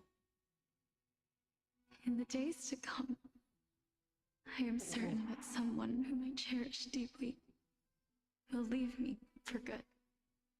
If such a mighty power really existed, I think I would use it without hesitation. Even now, my answer remains the same. This is why, sister, I promise you, in the prophesied new world, I shall plant the first bud on your behalf. Go now. Return to the ocean god's treasured pearl, our hometown. I shall open wide the entrance to the nether realm and grant you a second life. The living beings on this earth shall respond to my call and lead you to the sacred daylight. Remember, do not look back on the land of the dead. Do not stop moving. In the new world promised by the prophecy, march toward your new life. Ask for the price of our equivalent exchange. Let me be the one to pay it. Oof, oof. Oh, Everybody, we've come to the end. Unfortunately, I am not compatible with the Supreme Being, so I was unable to completely fuse their soul into my own body. However, Being able to glean all this from them is exciting enough. I'm certain of this now. Before the Titans that we are well acquainted with were born, a group of heroes roamed the land. These heroes followed a prophecy and took possession of divine authorities one by one, until they eventually became the pantheon of the New World. Just like the flame chase journey of today, Amphorius's history is cyclical in nature. Huh. What a startling revelation. This means that the demigods, who bear the core flames, will also become the new titans at the world's end, thereby shaping a new world? Would be shaping the new world or shaping the world at its end. I believe that this is the truth behind the Era Nova, as mentioned in the prophecy.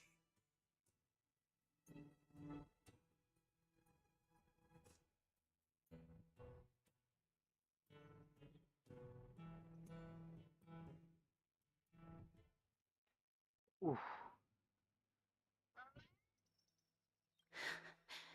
This is utterly unbelievable.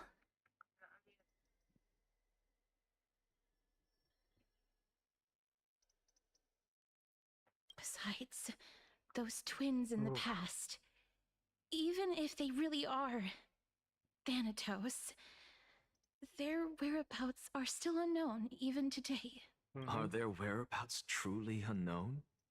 Didn't Polixia mention that seaside town, the birthplace of alchemy in the tale of the dragon?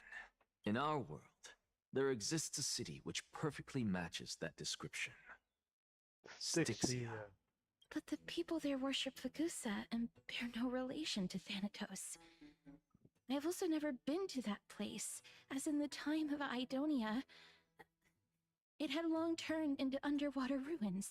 Take this. This is... What is it? The new Sporist masterpiece, the Philosopher's Stone.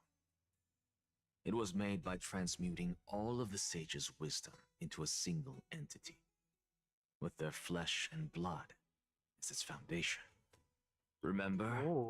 I've mentioned before that the art of alchemy is all about conversion, tempering, and ascension. This process also applies to the pursuit of truth. Regardless of how unbelievable this sounds, the truths of the world have been refined from the impurities.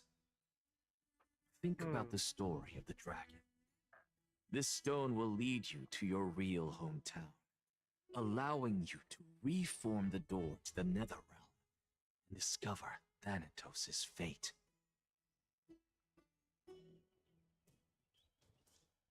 You still look as confident in your victory as ever. But what if your conjecture is wrong? Wrong conjecture. I shall merely admit to the entire world that my experiment is a failure. However, my line of thinking will not fail, because I have already planted the seeds of doubt into the hearts of the masses. Actions speak louder than words, Castoris. With the assembly about to begin, don't forget the promise you've made. I've already searched for so long. I'm willing to try one more time. While we converse, his life is also slowly slipping away. But before I leave, I have another question. What exactly did we witness just now? The past. That was the world imprinted in Kefali's soul. If we are to prove its existence, you must take the final step. Go. Do not disappoint me. I understand. Hey, child of humanity. Don't get antsy. I still remember the question you posed to me. As a scholar, I do not wish to offer up ambiguous conclusions. Let's discuss this topic again when she manages to find the evidence. I merely wanted to ask, was that stone transmuted from your heart? If so, rebirth is no longer an option for you. Why not? When I was a child, I lost someone dear to me. When I was a teenager, I lost my faith. A while back, although you saved my life, I also lost my soul in the process. Yeah, that's true. Now I'm merely forsaking my body. What's the big deal? The big deal is... Why are you always finding ways to die? Isn't it good to be alive? This is but a necessary sacrifice on my path to transform into the purest of them all. Can someone who's dead even claim to be the purest of them all? Furthermore, if your hypothesis is proven correct, does it not just confirm that the myths are true, and thereby invalidate all your theories? No, it's just the opposite. If my hypothesis is correct, it means that I can actually ascend to godhood and reshape this absurd world that you all have created.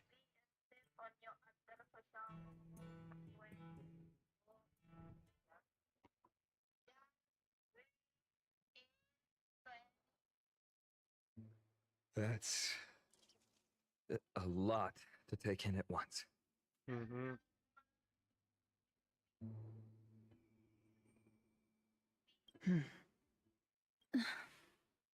Lady Aglaia, please, let me explain. Go on.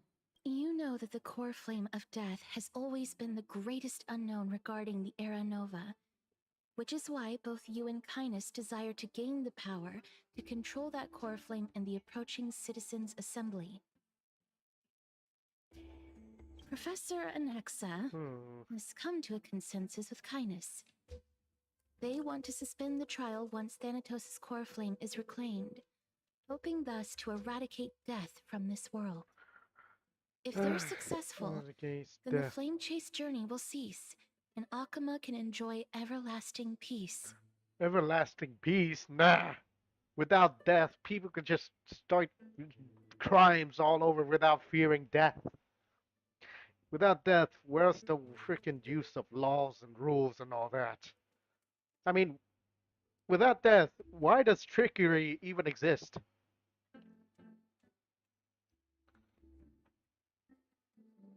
Come on. Come on. Oh my god. But I know this runs counter to your wishes. So long as we do not usher in Era Nova, the Black Tide will never be eradicated.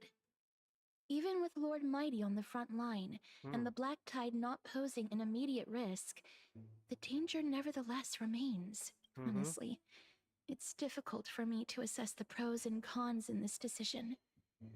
But someone must bring the core flame before we can begin negotiations over it. Can you even negotiate over it?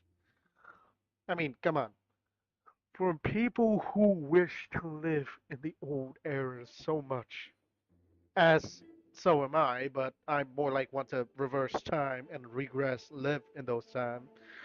But to live in the old eras like this, like with the old rules and all that, nah. There was only one thing that ever brought from something like that. That is even more chaos, even without the black tides coming up. The Titan could be very near. I cannot let this chance slip by. Besides, someone has to make this trip to bring back Mr. Soul. Well said. You already had every reason to seek an audience with Thanatos. It's that great performer who has weaponized your wishes and placed us in this difficult situation. A world without death. Do you desire that too? If fate dictates that my path must oppose yours, I will do all I can to resist it and protect what I aspire to achieve. Well, you forgot what Ganaya said? Don't resist it. Instead, something and respectfully embrace it. Well, something like that.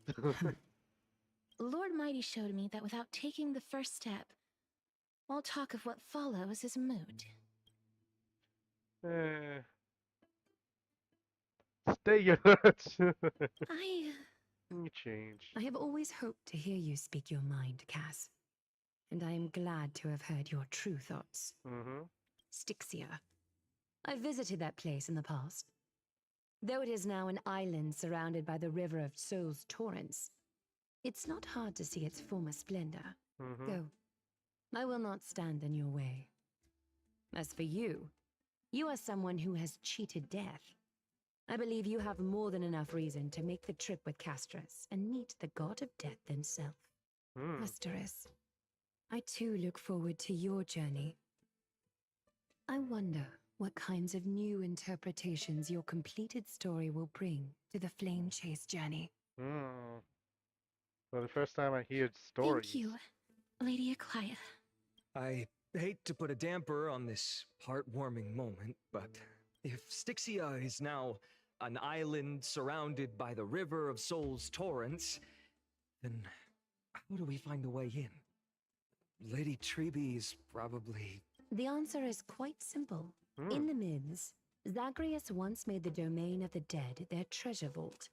That is to say, they could enter and leave the nether realm as they pleased. And if they could do that, then it follows that the demigod who inherited their divinity must be capable of the same.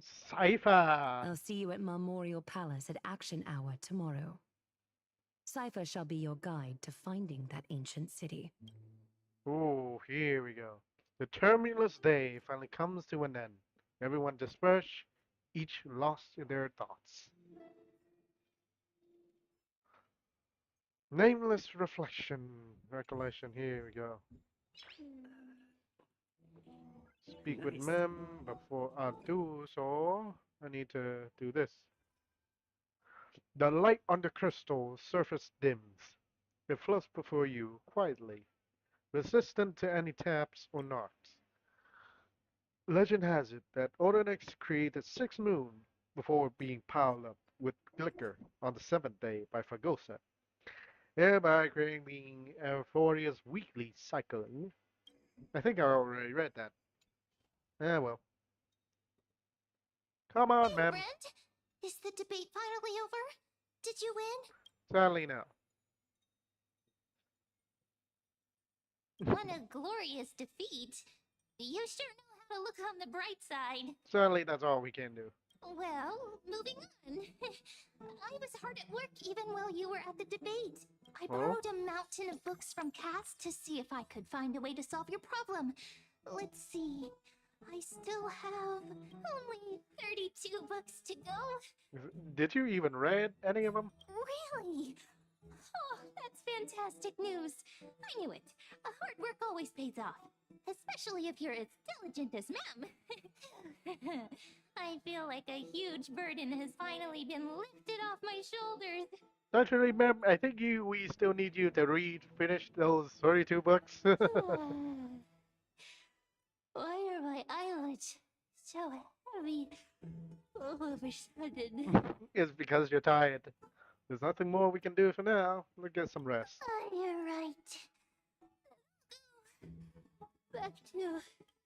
Back to? As their custom, ma'am, with astonishing dexterity, slipped back into their secret little hideaway.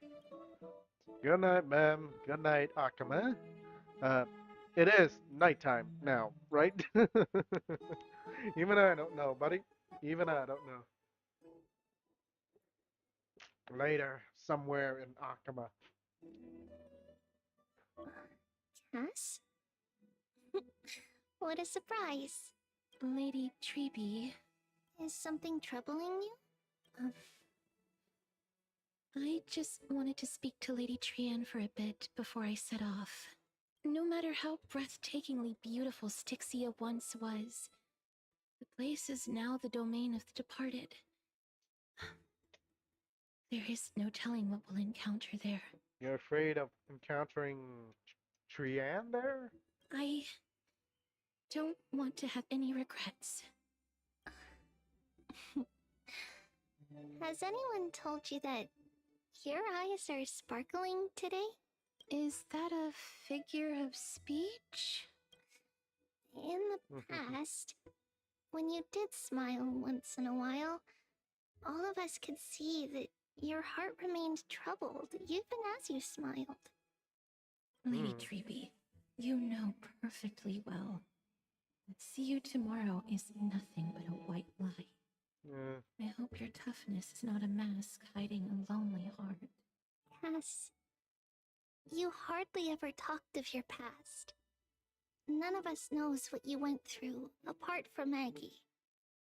But we know it must have been filled with pain and hardships, as it is the fate every Chrysosaur is destined to live out. We are just happy for you that the core flame you're meant to inherit has finally surfaced. Isn't it a little too soon to say that? But you already know where tomorrow is, don't you? There is no need to rely on anyone else. Just give it your all and leave no regrets. We have always believed that your embrace is just as warm as everyone else's. Well, that is the warm embrace of death. Or the words come from, at least. Everybody keeps saying that death is so cold and everything, but has anybody experienced it and come back to live to tell the tale? Or to tell the tale, exactly. Because we embrace others to comfort them. And Cass, you're the kindest Chrysosaur we know. Thank you, Lady Treeby. This feeling... it's hard to put into words. I suddenly found myself with so many wishes. So much I want to accomplish before setting off. Then go do it, Cass. Trian was actually working on a surprise gift for you. It's a pity she didn't get to finish it. But now Trinan and I are working on it. And we'll make sure to give it to you. So, let's meet back here when you return from Styxia. Safe travels. See you tomorrow. See you one day after tomorrow. Can't sleep. Who could it be? Who could it be? Who could it be? Oh, it's Castrus.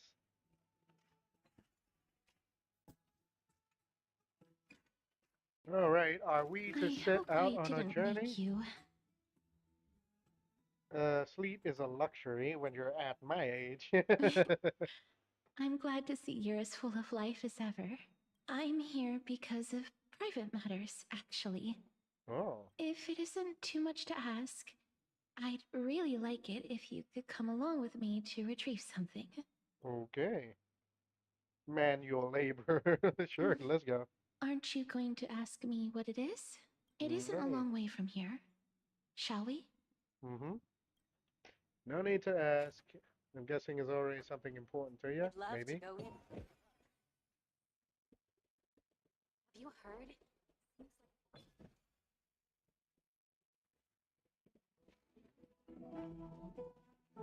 Alright, how the hell do we learn about what happened at the Citizen Assembly? Oh, here we go. Something's going on. Streets are packed. It seems the vote to pause the flame chase journey has begun. I want to vote! Tell me how I can vote! Take your ceramic shard engraved with the Kefali rune, select the Council of Elders in your heart, and pray silently until the shard registers your choice. Then toss it into the Dolium. The Council of Elders? More like the Council of Buffoons! The Black Tide took my hometown long ago! Who are they kidding with bringing back Eracrysia? It's all a sham to create their own Eracrysia in Akama! The Titans are just. So long as we do not overstep our bounds again, we will not incur divine wrath. Oh, please. The time when these deranged Titans should have vacated their spot to the demigods is long overdue. You'll see soon enough, you old fogey. And I pray that Talanton smacks some sense into you with their scales. We shall see how this turns out. That was quite a spectacle. Indeed. just another day of Akama. I suppose peaceful is technically correct if no actual violence happened. To this day, I still find it almost unreal that Akama is the only place illuminated by light amidst the crumbling ruins of Amphorius. Its people are even holding votes to reconcile differing opinions. This peaceful sight is making me forget that this is the end times. You look very confused. Before coming here, I had lived for many years in Idonia, a city of rime and frost. The people there were devotees of Thanatos, and were well known for their unique burial rites and traditions. Well. Traditions that I played a major role in. Because the curse on you. Yes. You now know me as the Mortician of Akama, but back in those days, I was Idonia's Maiden of War. Wait, what? A Maiden of War? I was trudging across the frosty plains on my own when the Idonians found me. They saw the curse in me as a blessing from Thanatos, and believed that my hands could correct the Eracrisia's mistake and lead them to meet the great god of death. They provided me shelter, but in return, I was expected to grant merciful deaths to war captives, prisoners bound for execution, and heroes alike.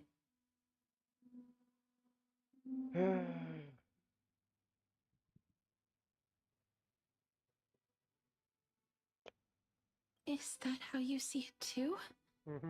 But no matter how kind or cruel the means, nothing can change the essence of death. True. Taking away someone's life is never worthy of religious worship. Nope. Every life is precious. Yeah, no matter how bad it is. I can't do it! Their voices... they pierce my ears. The bleeding... Thanks. Ah, I know that feeling, child. I was once as lost as you are now. But you must respect those walking towards death. Just like how you should respect yourself as the Holy Maiden granting humans glory and liberation.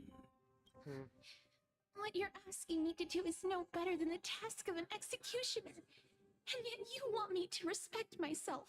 No matter the titles, I am still taking away human lives. This won't be the first time that Edonia's fanatical nether warriors have faced death. On the contrary, recruits new to the battlefield often run away from their first fight. Death is the mightiest and gravest power in this world. The fact that you can wield it means you are deserving of respect. That's such a twisted reason. Then let me tell you a story. In Idonia, the great swords commonly used by executioners are called Draconian, in memory of Dracon, an elderly executioner. The sword has 3 air holes along its body. If the sword is swung down swiftly and accurately, the holes would make no sound, and the executed would also depart this world quickly and painlessly. But should the executioner have any hesitation, the holes would produce a piercing whistle. On that cue, the screams of the executed are sure to follow. Every executioner after Dracon is to hone their sword skills every day in preparation of future executions. Every swing of their blade must be more resolute than the last, for failing to do so will bring pain. Pain for the dying, as well as pain for themselves. Oof. No. We can never get used to this. True. How can you get used to this? You misunderstand, child. I am not telling you to get used to it. I'm asking you to consider the source of the dead's suffering and use that knowledge to fortify your future touches with more and more determination. Go, walk with the dead and love them as you love life. Then you'll no longer hear those noises.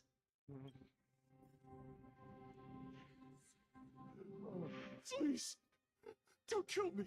I don't want to die. A gentle touch. No!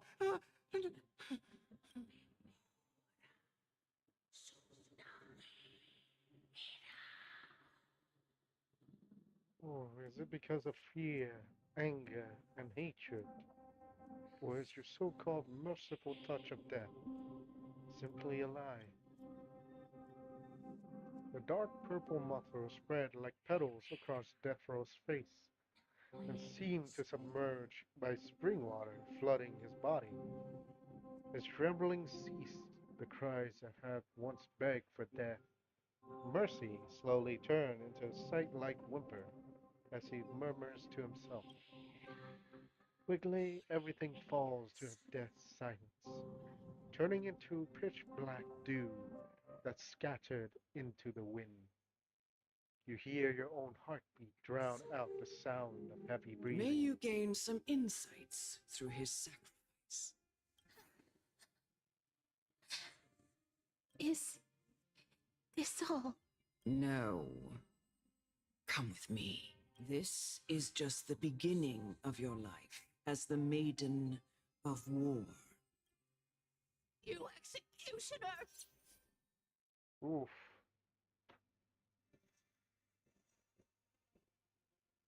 Hey, I have this thing on.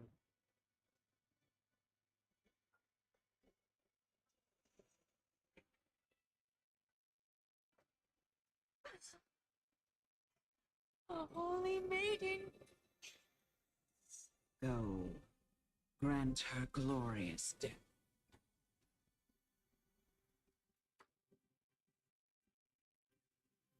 Oh, what the hell?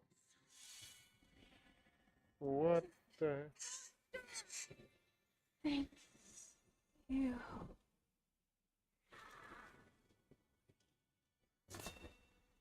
Do it then, executioner.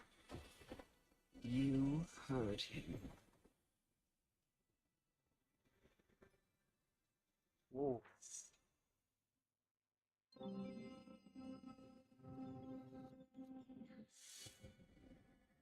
What is it? I curse you to live in eternal pain.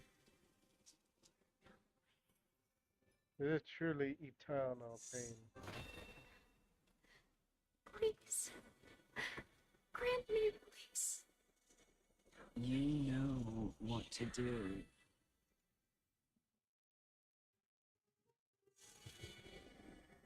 Oof. When will this ever end? When will it end?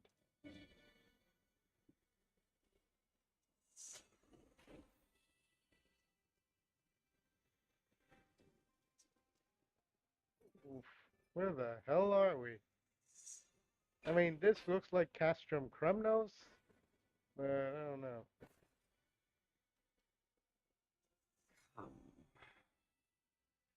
Fulfill your duty. What are you trying to do with me? I have aged. The time has come for me to heed the summons of Thanatos and journey to their domain, the final resting place of every Idonian. You're not that old yet. You still have many years ahead of you. No. I'm already dead, for I have come to fear my declining health and impending death Ah, Casteress. Will you give me one last chance to charge towards fear and prove that I am no coward? I can't take this anymore! It was I who brought you here from the frosty plains and set your farcical fate in motion. It was also I, Chief Executioner of Idonia, who forced the heavy duty of executing others onto you. I've always known that you have doubts and even anger about my faith and about me. I never had a choice. Indeed. We essentially abducted you. Yet you can end any sinful life with just a touch of your fingers. Shouldn't it be easy for you to escape from here? Yeah, but she is more loving of the life around than just taking it. I'll never do that. It doesn't matter how lightly the Idonians take death, or how readily they accept it. I simply can't do it. I knew I was right about you. What do you mean? I've taught you and cared for you as my own daughter all this time because of this blessing that's been with you since your birth.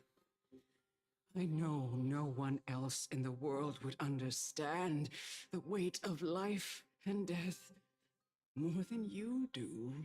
In the eyes of an Idonian, death is the end of life, a destination we will all eventually reach.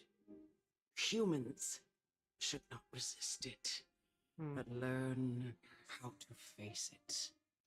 You can only live your life to the fullest after understanding this principle.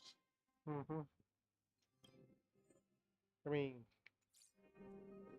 And when you do, even if you eventually leave Idonia's protection, even if you must carry the curse forever, you can live with your head held high, like everyone else. No. Come now. It's time. I've already taught you all that I know. Show me that you are a fitting holy maiden. Or at least that you possess the resolve to become one. Oof. Come now. It's time. I've already taught you all that I know. Show me that you are a fitting holy maiden. At least that you possess the resolve to become one. Yeet.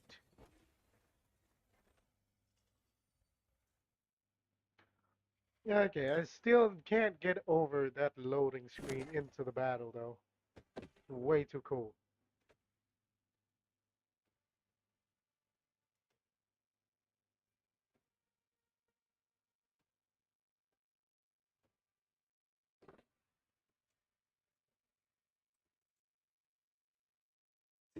Protect us! Catagons? As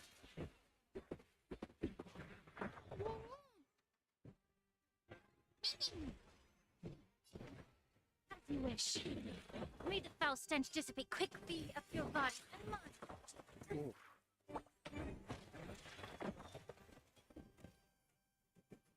Time to cleanse the filth.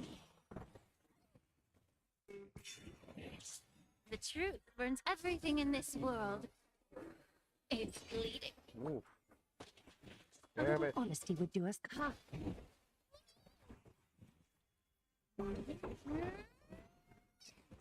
Life is not so fragile. Root here.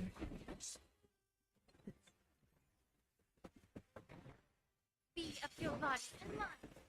Embrace a new life.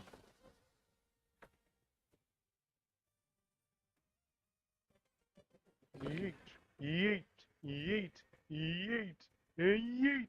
May death protect us!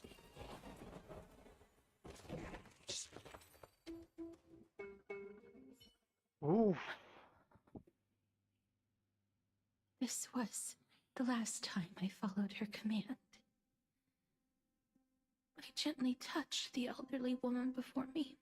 The executioner, who had seen too much death, died the same way as everyone else. I gasped for air, a wistful look in her eyes, and a barely perceptible tremor in her fingertips.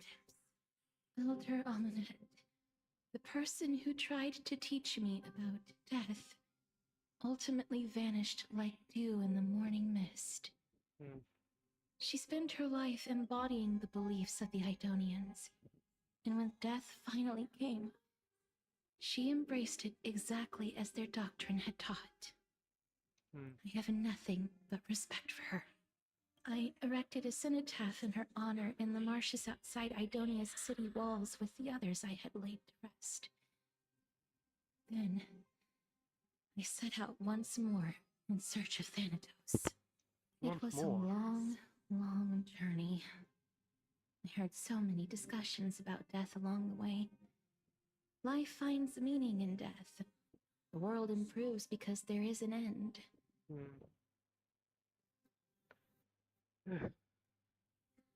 Wait, so that means she has been searching for Thanatos even before she joined the Idonians. But they do say that beauty is not truly beautiful if it's like everlasting in this world. But that is a philosophical ideal I am at odds with. It seems the most terrible darkness in this world. Everyone talks about its heavy weight. Some resist it, some worship it, and some even revere it. How did a disappeared titan become the deepest fear of humankind? And why do they haunt my dreams? I continued my travels to seek an answer. Initially, I was running away. Then, I started searching for it. And now, at the end, I just want to know if my touch, if my embrace, can do more than taking things away. Can I make anything? Can I leave anything behind? I don't want to die. Please, Okay. just let me go. I don't want to die, please. I don't want mercy like this. Just let me go, Athena. I don't.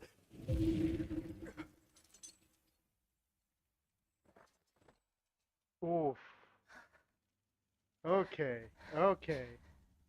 I hate these icy hands. Oof.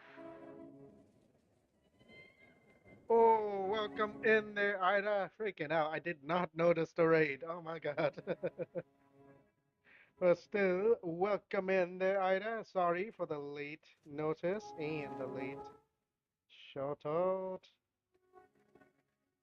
Wait, let me do this. Yeah, there we go. That works.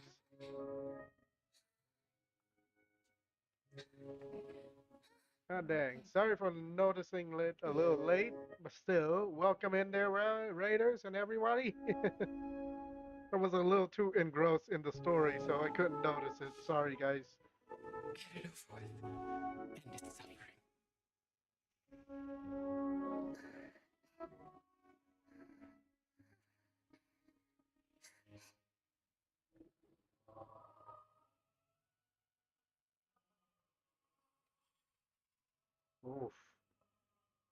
Reaper has blessed your hands.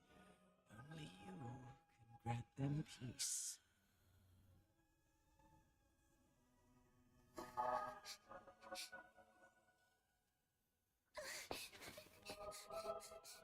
Oof.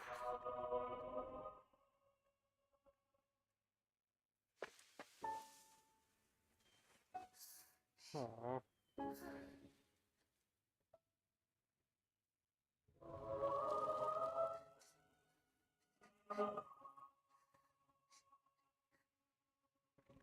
Embrace death. Walk alongside it.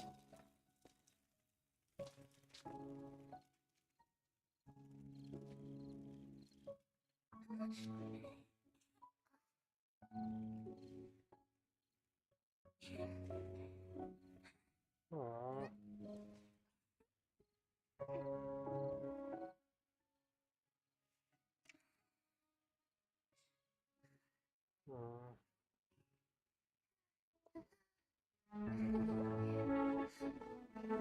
Oh, this is sad.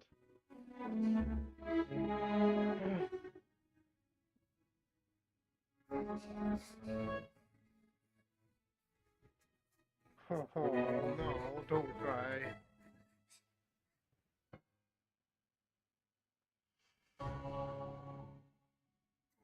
No. Oh.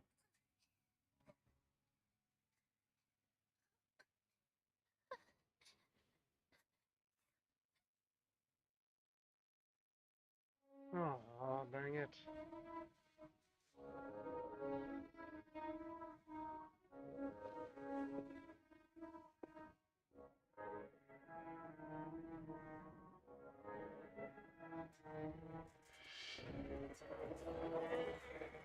Oof.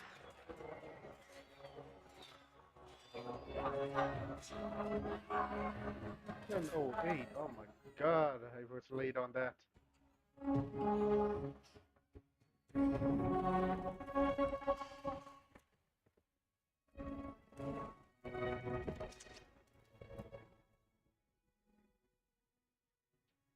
Oof.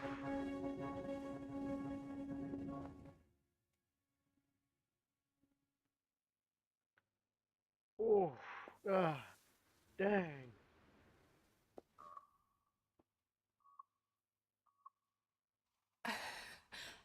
Is that you, Castorus?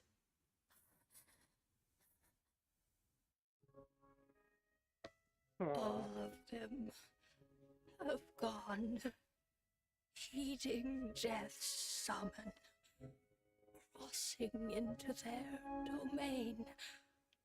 Oof. God, dang. I must go too. I don't fear it, just I have some regrets. Watching people leave this world again and again, it must be lonely for you. Oof. You must want to desperately embrace them before they go. Oh no. And these hands, they're too cold.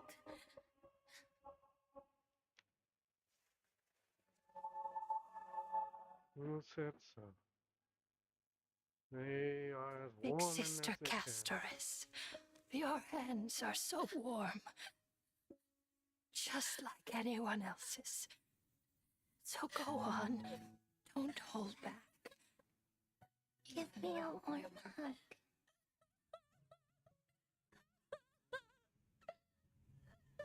Oof. Oof.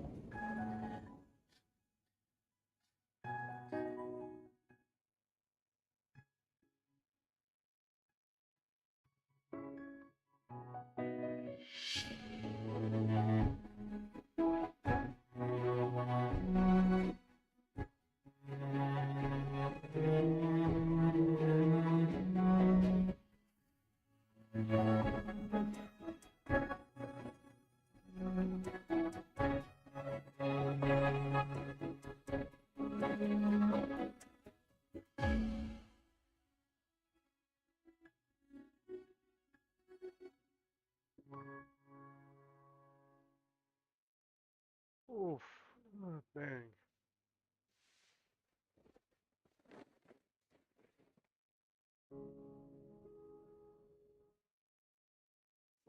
Can hands like these really be warm?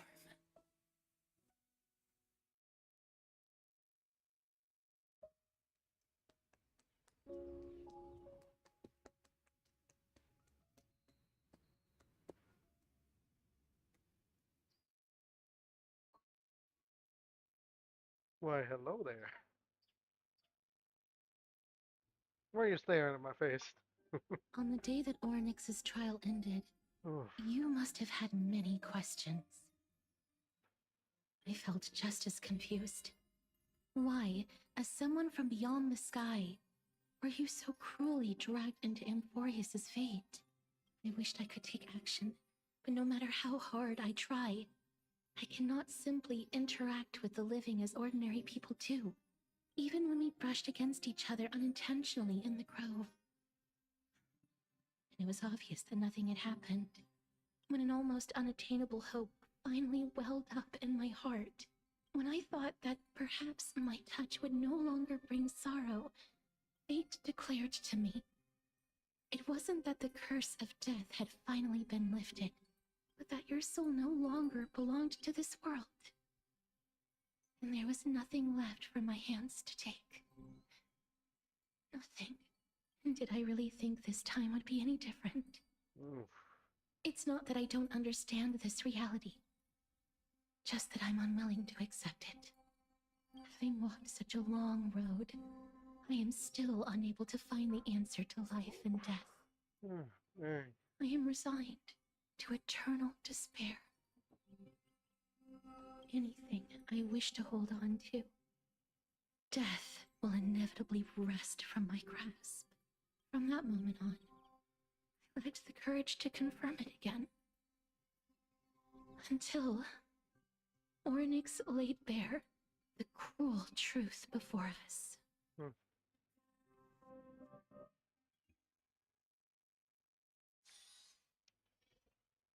But now, perhaps I might have one last chance.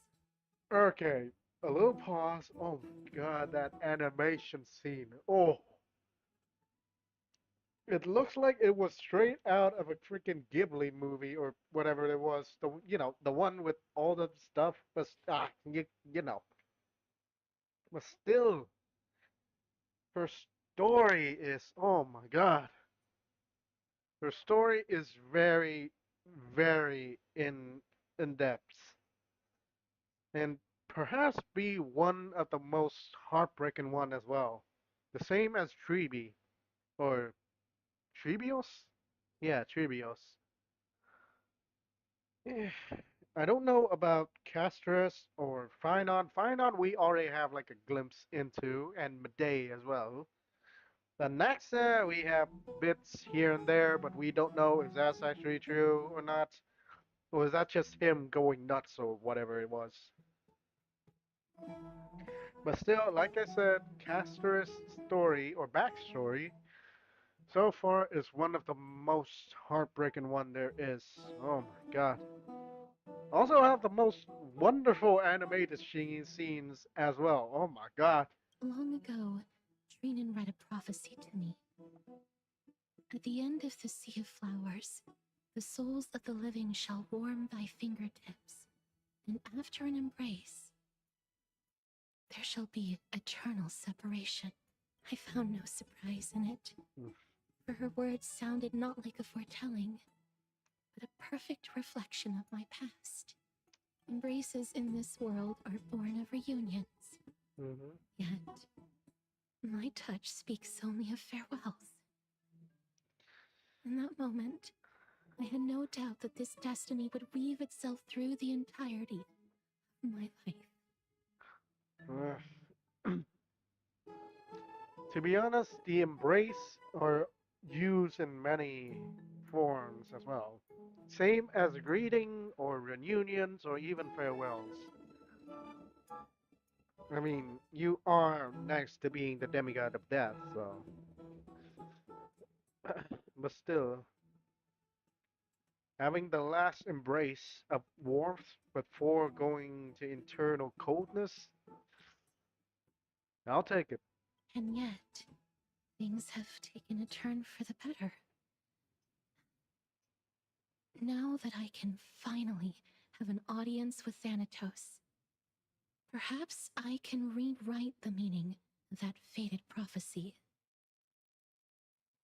I have no reason not to give it my all. Can you truly rewrite in something that is practically written in stone? I mean, to do so, you practically need to destroy the stone, replace it, and rewrite it, basically. For your sake, and for my own. Thank you With for that, telling me your thoughts. I won't have any regrets. Well, at least I'll carry on your story, if I could. Castor's talked to you about the gifts she gave to the other Chrysos heir, and before you know it, she arrives at your gift. Let's put that aside for the moment. We've arrived. Oh, I where want did to we retrieve arrive? a small gift I specially prepared for you. I made it myself, like the trinket I gave Lady Trianne. The journey to seek an audience with the Death Titan cannot be an easy one. I want to make full use of every moment I have before we depart, so that I don't have any regrets. Oh. Is it a brooch with my face on it?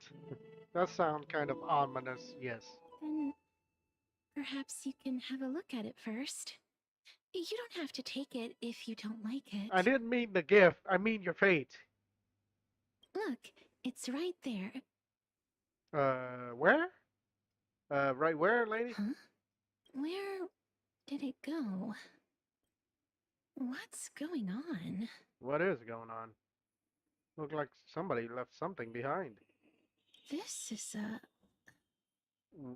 Cipher! The coin of Zagreus and a slate.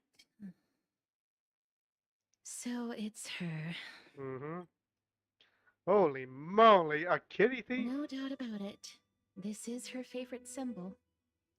It's a lady's cipher, the demigod of Zagreus whom Lady Aglaia had spoken of. She's a master thief who's left legendary tales all over Amphorius. Master thief, you say?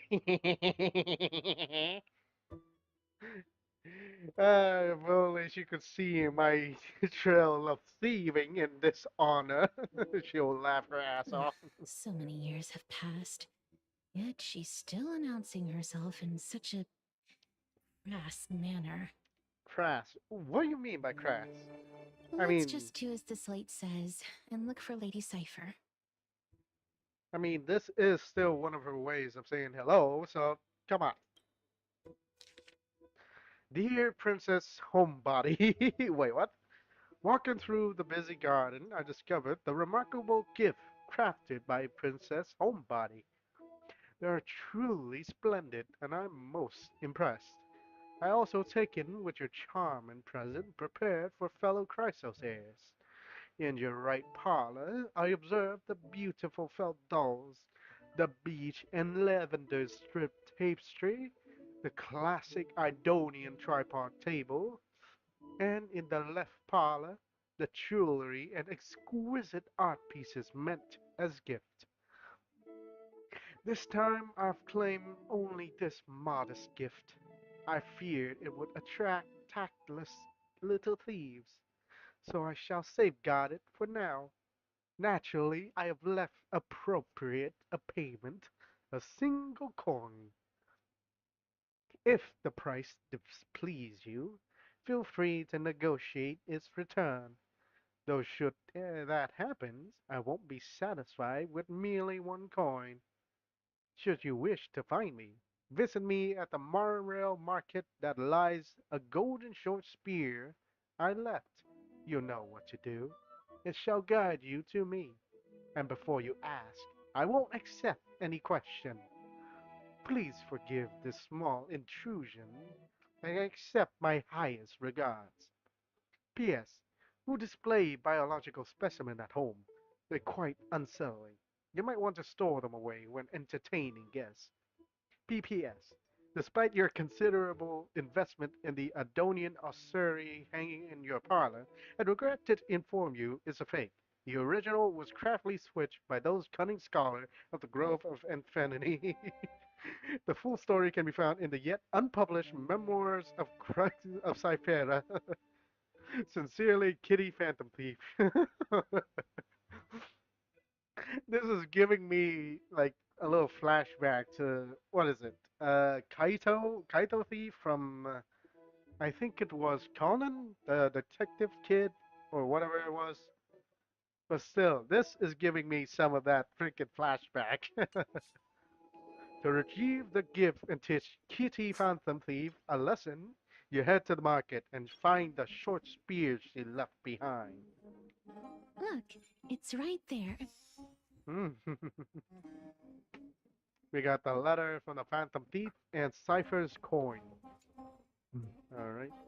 Let me use We must pursue her. pursue or chase her down. Which one you using? Huh? Hmm. Oh, which one is This this? is a trick she left for us. Clearly, Kitty Phantom Thieves want to play a little game with you. Two short spears, one correct, one's wrong. Let me check the hint on the scroll. Two golden short spears. Only the golden short spear engraved with the truth can lead you to Kitty Phantom Thieves. Inspect the left. Engraved with the words, "Don't be fooled, the right spear is engraved with lies." Inspect the right. Engraved, "Trust me, Grey Mystery, both spears are engraved with the truth." I figured it out. The words on the scroll should be true. Which short spear you want to repair? Uh, right one, why not? She's incorrigible. Follow me. Is it the right one? I do not know. I mean, the lies of Zacharias is basically telling them that, yes, I am lying. Kind of like Loki, if you know what is that about. Oh, did I get it wrong? Oh, dang it. Wait, what? Exactly the kind of thing. Alright, This let me is just. how it should be. Okay, is the left one really? Okay, fine. We must pursue her. Okay, I was wrong on that one. I thought the right one would be more like Zagreus, like, hey, I'm lying, come get me. But nope, never mind. Come on. Come on. What are you doing? Uh, Cypher? Uh, Cypher, if this Dromus truly is her, appears to be quite content. Her gaze filled with 3 parts sincerity, 3 parts approval, 3 parts triumph, and 3 parts, haha, great mystery, you've lost if you take this seriously. I see, so Adromus is a cat. Girl. She seemed to be saying, right, oh, no, yeah, yeah, yes. After a moment of inner conflict, she reached a definite conclusion that Dromus is indeed a cat. Lady Cypher, please come on out. You're still careless as ever.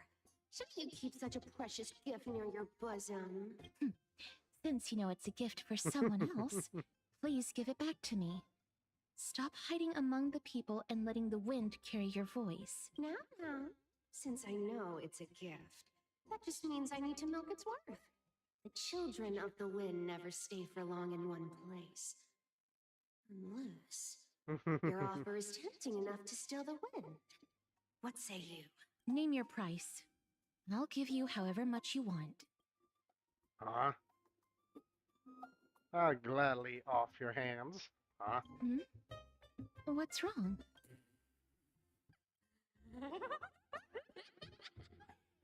they call you Princess Homebody. Why don't you two come over to my place? You'll make a better venue for proper business discussions. You can find where I live through the winds I've sown. Right. Piece of cake. I can do that even if I can only sense your soul. Alright, I'll see you there. By the way, everyone cool with me collecting a deposit before we reach an agreement, right? Now, this way. Come what way? The dew of divine blood. Wait. She's incorrigible. Follow me. Ah, you bastard. Dear Princess Homebody and Grey Mystery. Guess already no intention of showing up at the Pack Beast workshop. This means, of course, I have no plans to return the gift there either. It was just a warm-up for a little game of cat and mouse. But surely you've realized that Kitty Phantom Thief never cared about stealing me a trinket, right? No, what I'm really after is your hearts. Just kidding. I have no interest in your heart. If your princess and homebody can track my path, then by all means try. I'll be waiting at the end. And rest assured, we'll meet face to face this time. P.S. Great mystery. Where did you get that dew of divine blood? Don't tell me it's a gift from Seamstress. I'll taste it for you.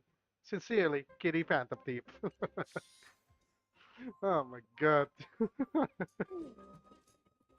Alright. Time to use some cheat sheets. Ah. I've been here before, by the looks of it. Yep. Come on. A little cheat sheet. Yeet. Jump. Now then, Lady Phantom Thief. Here we are. Yeet. Emerge from your cocoon. Cherished Eyeless. Nope. Over here! Over here! No, not that way! This way! Which way? Come on. If I really wanted to hide, you'd never find me. So relax, you two. No need to get your hackles up. I'm not that scary, am I? Yeah. Are you actually a cat? At last, a character that males has appeared. No way. Some people might have been into that a millennium ago, but it's long since gone out of style. I mean, you do kind of sound like that one cat lady from, the... Yeah, you know. Loosen up, buddy. Shall we get down to business? Can I drop kick Give me you? the jewelry piece first. Or everything's off the table. Yeah, my dear dew of divine blood. Oh, come now. Don't be so upset. Relax. Relax. No. Isn't the view here just great? You can see what everyone is doing and where they're going. And they won't even know you're here. Now that we've sure about broken the ice, let's get to the point. Everything I've said so far has been a joke. I'm inviting you two here for 3 things. 1, Oh. the seamstress found me and wants me to take you to Styxia to look for the Death Titan. 2, the Council of Elders also found me and wants me to make sure the core flame of Thanatos ends up in their hands. Ah. Oh my god, with this thing. Having your finger in both pies. Last but not least, I'm telling you that I'm not interested in doing either of those things. Don't go look for the Death Titan. The end. Why? Because First point, she is looking for Well, this. this is some high quality stuff. Hmm. And this room is full of it. How much are these worth, Did you get all this through that Aranova gimmick? Some of it is family fortune, while the rest came from my business as a dressmaster.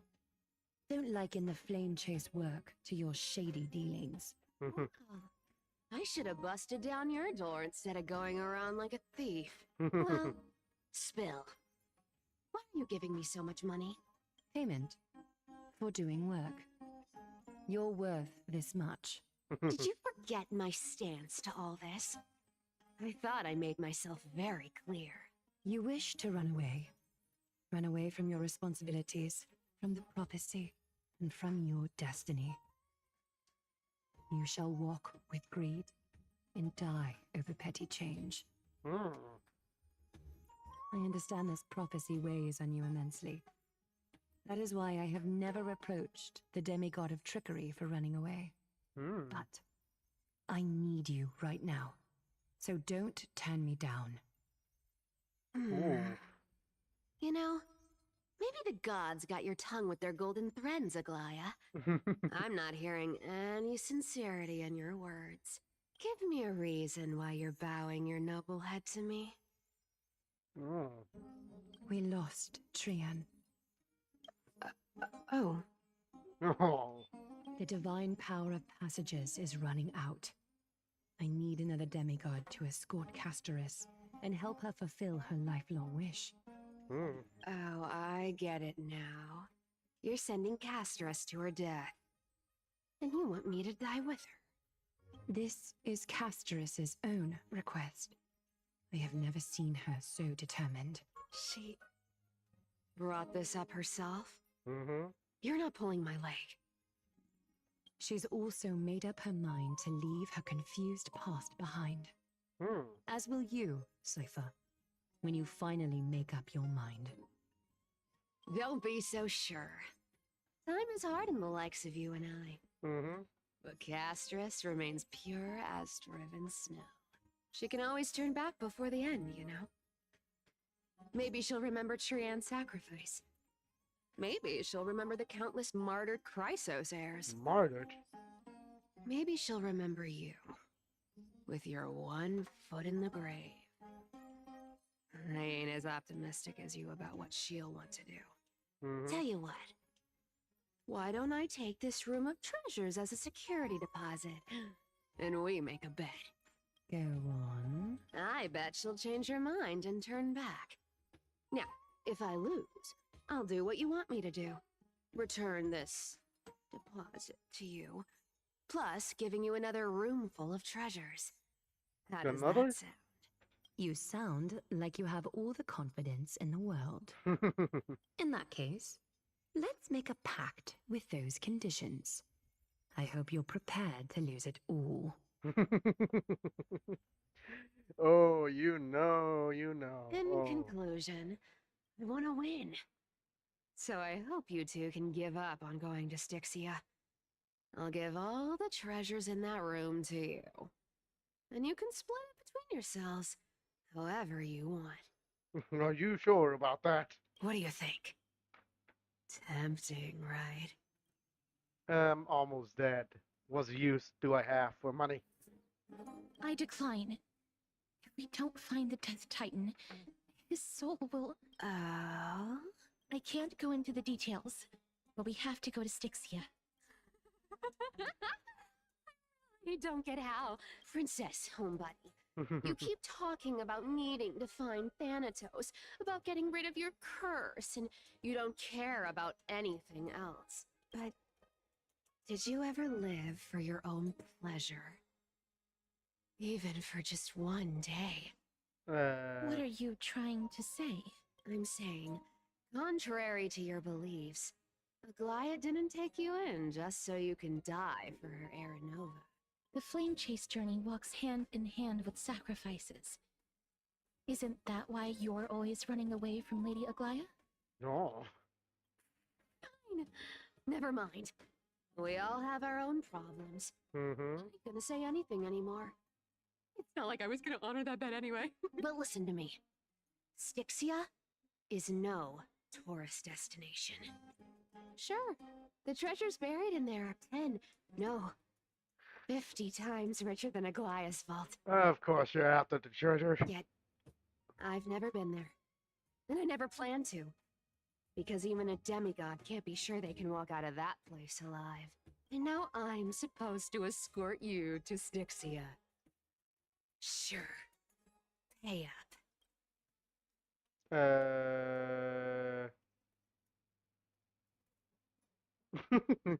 I'll give you however much you want. Aglaya has already paid for me and is ripping people off the authority of Zagreus demigod. Yes. You know, you're not wrong. At least it's part of my responsibilities. I don't like this. However, I have lived a longer life than most people. Though I'm not as good at doing business as Lady Aglaya, I still have some savings. I can give them all to you. Then how are you going to live the rest of your life? Then I'll give you 90. No, 80%. Well, don't mind if I do. 80% of Castrus's savings and a bottle of dew of divine blood. Not a bad trade. Hey, who said that? I'll show you who's boss once I recover with full HP. So scared! Even catch my tail? Here! Catch! Be careful with that! A minor change in plans, though. Don't go to the bath tomorrow. Come look for me at Akama's city gates instead. So, why are you changing the meeting place? Oh, nothing really. Just a bit scared of the seamstress's frosty face. I wouldn't stay a second longer in Akama if it were up to me. Oh, you said you don't want to stay because she's gonna make you force up with that bet. Now that we've struck a deal, why don't I give you guys a lift back?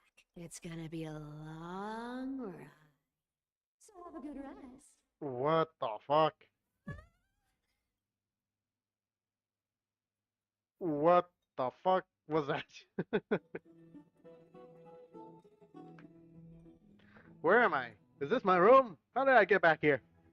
This is the coin? Was this Cypher? She even tucked me in? Never mind. It's getting late. Better get going. These formal address at the start of the letters are such a hassle. You three useless phantom thieves level. Leave here, take good care of it. Remember, skip the path, come straight to Akama's city gates to find me. You know I have no patience. Come late and I'll leave without you. Clear? Yes, I'm the one to tuck you in. You're welcome.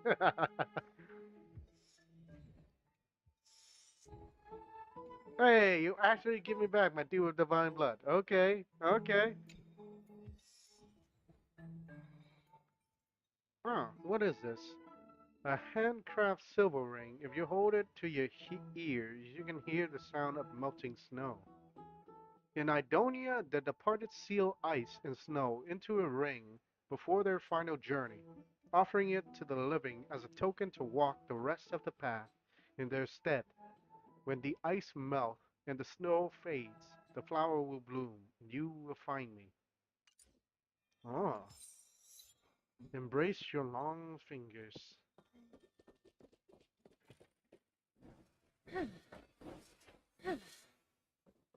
Alright, before I go, let's go meet with Casteress.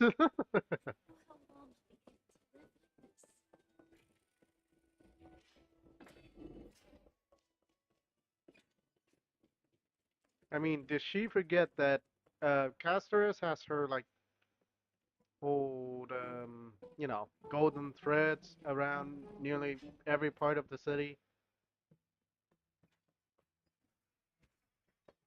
I mean, I can already guess she already knows about this. Let's go, my big boys!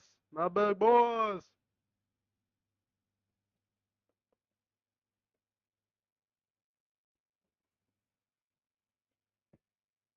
Alright, and the go on the mission.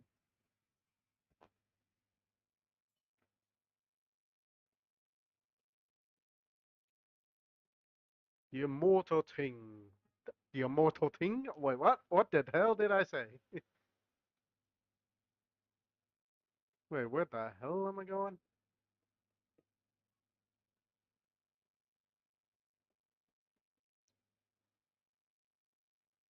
The city gates.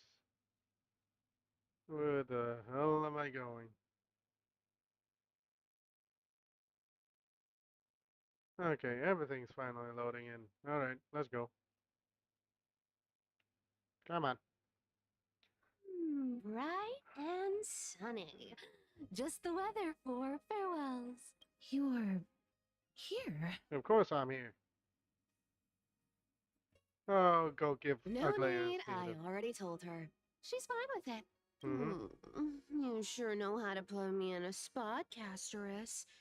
I need to travel with you, but I can't touch you. What a bother. Sorry. Oh, I was just teasing. Don't take it to heart. Did you know that the legends say you have to put an obol into the mouth of the dead or over their eyes if you want them to successfully cross the River of Souls and enter the Nether Realm? Well, this is something like um, the old, story of the Pantheon in, old Greek mythology with Hades and uh, the the fairy fair. I don't remember the name. That's the fairy fair for entering the Nether Realm. Yeah, the fairy fair. However, I honestly won't ask you to pay this time. I'll pay. And then we'll just have to go through the motions. Sure you're sure helping when it doesn't cost you anything. Hey, I'm just trying to make this journey feel more special, okay? Don't read too much into it. I'm reading too much into All it. right, pass me the coin. It's time to get the gods' powers going. A fleet-footed trip to the Nether Realm. Here we come. Oh, one last thing before we go. I gotta give you this piece of advice, especially to you, Princess Homebody. You can't catch the wind by waiting. You only live once. Mm-hmm. So make the most of every moment you have. Oh, Get here ready. we go. Be steady.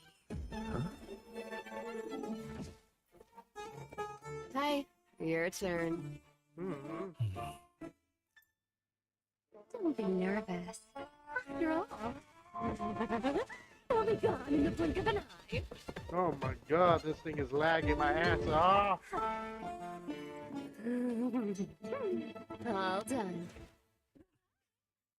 I mean, the beginning and the end of this is all nice, but not everything else.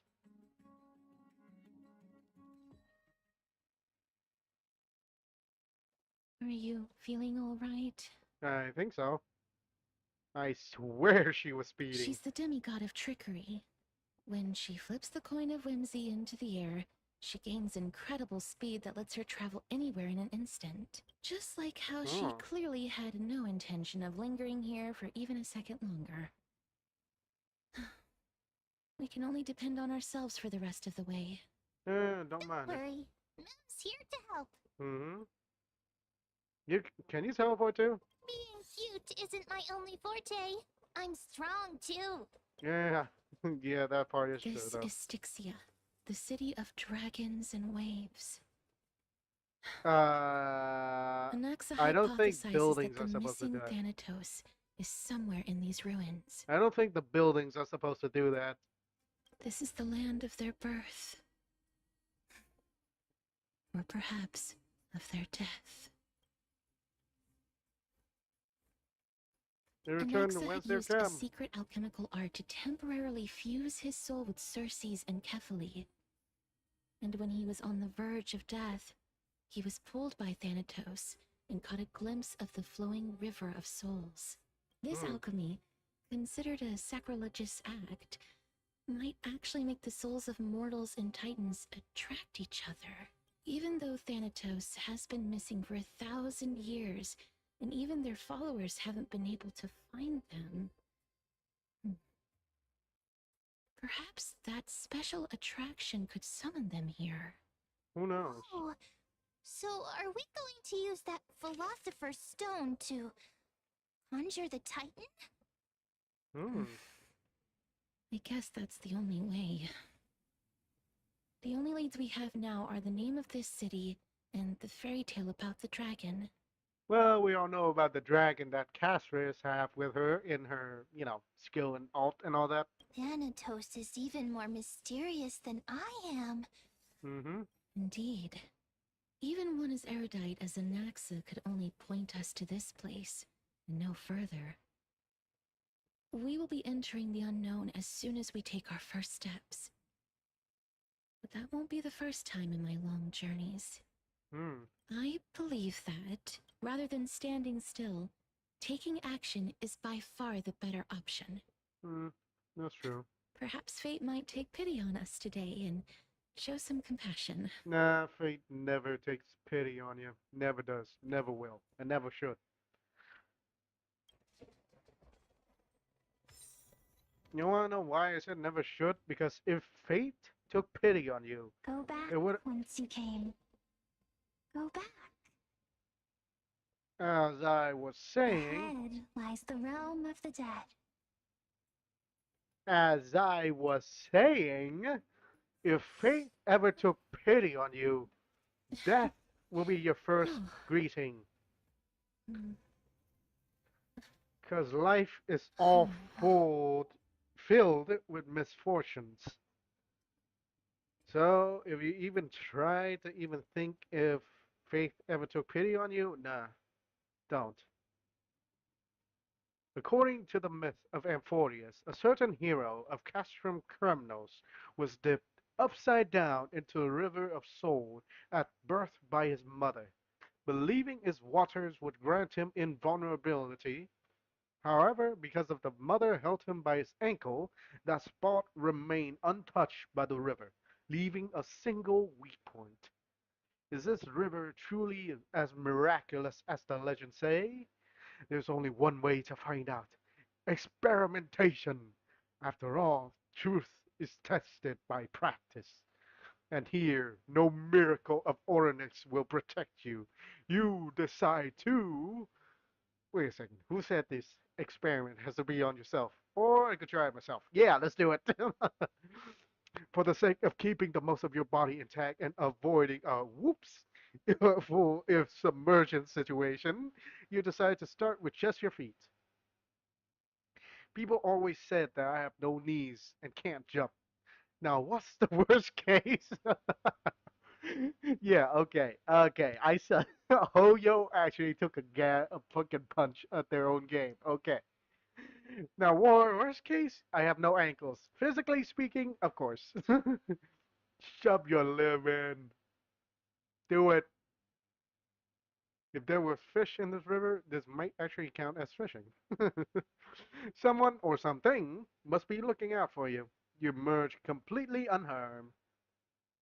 Maybe, just maybe, you have an invincible ankle. The legendary Kenn Bosch's heel. Next time you're in battle, make sure to tell your enemies to aim for the ankles. This is definitely not a place to linger. Look around. There's not even holy city guards nearby.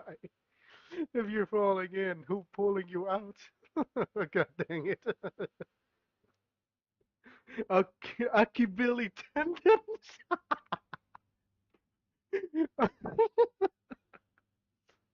Okay, not only did Hoyo actually took a jab on their own game characters not being able to jump, but they also took on like Achilles and Mide's like story as well, with invulnerability to the body with only the heel being targeted and all that.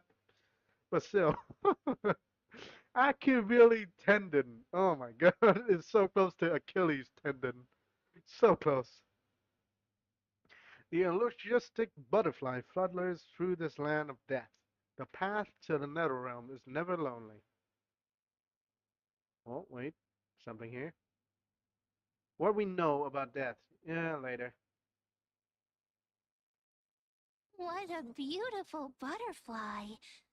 Is it talking to us? This is a eulogistic butterfly. They are found in places where many have met their demise. In Idonia, some think of them as manifestations of Thanatos' benevolence. By turning the lingering obsessions of the deceased into these creatures, it is as if the Titan has made life into a specimen. Well, that is interesting, but turning lingering obsession of the deceased into these creatures? Yeah, it's something I do not want to get close by. Others think of them as Thanatos' messengers that guide the departed to the Netherrealm. Yeah, I like this part more. Yeah, I really like this part more. The second theory sounds more believable. Yeah. After all, the things they're saying are rather, direct. Indeed. Perhaps. But the fact that we're able to hear their whispers proves that we're fast approaching the realm of the dead. Ooh. Well, it's time to dance. Let us dance, dance. Oh my god. Jerry, get These ready up. shadowy figures. What the? The illusions reflected by the River of Souls. Who knows? Oh, yo, this lady looks like the lady you met. I don't know you, though. Why are there kids here? Mommy told us to go ahead first, but she's still not here yet. 1, 2, 3. I don't even know how many days have passed since then. Oh, no. Perhaps Mommy will be back once you finish counting the days on all 10 fingers. 1, 2, 3. It's been much longer than 10 days since we left Mommy. Oh, no. Strange. Reflections in the River of Souls, they seem oddly animated. Wait, don't tell me it's like that situation in that one movie where hell is full up and the dead is slowly filling up the living of the mortal realm. Oh my god. What is this?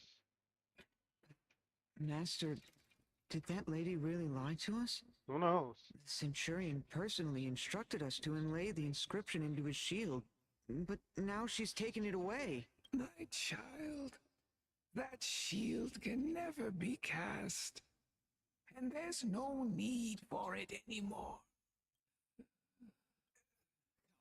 Child, what is the name of that Centurion again? Actually, never mind. Forget I said that. Is this related to a historical story I don't know of? Because I think there's a few in history has like either their loved one or their name engraved into the shields. I think. I'll wait with you for her to come back. When that happens, you'll be able to keep making shields. Don't be afraid, pal. Let's open our eyes wide. Together. Are you sure about that? Do you want to buy any fish? You can see us? Wait. More living people. More? I'm Wait, not what? selling my fish to living people.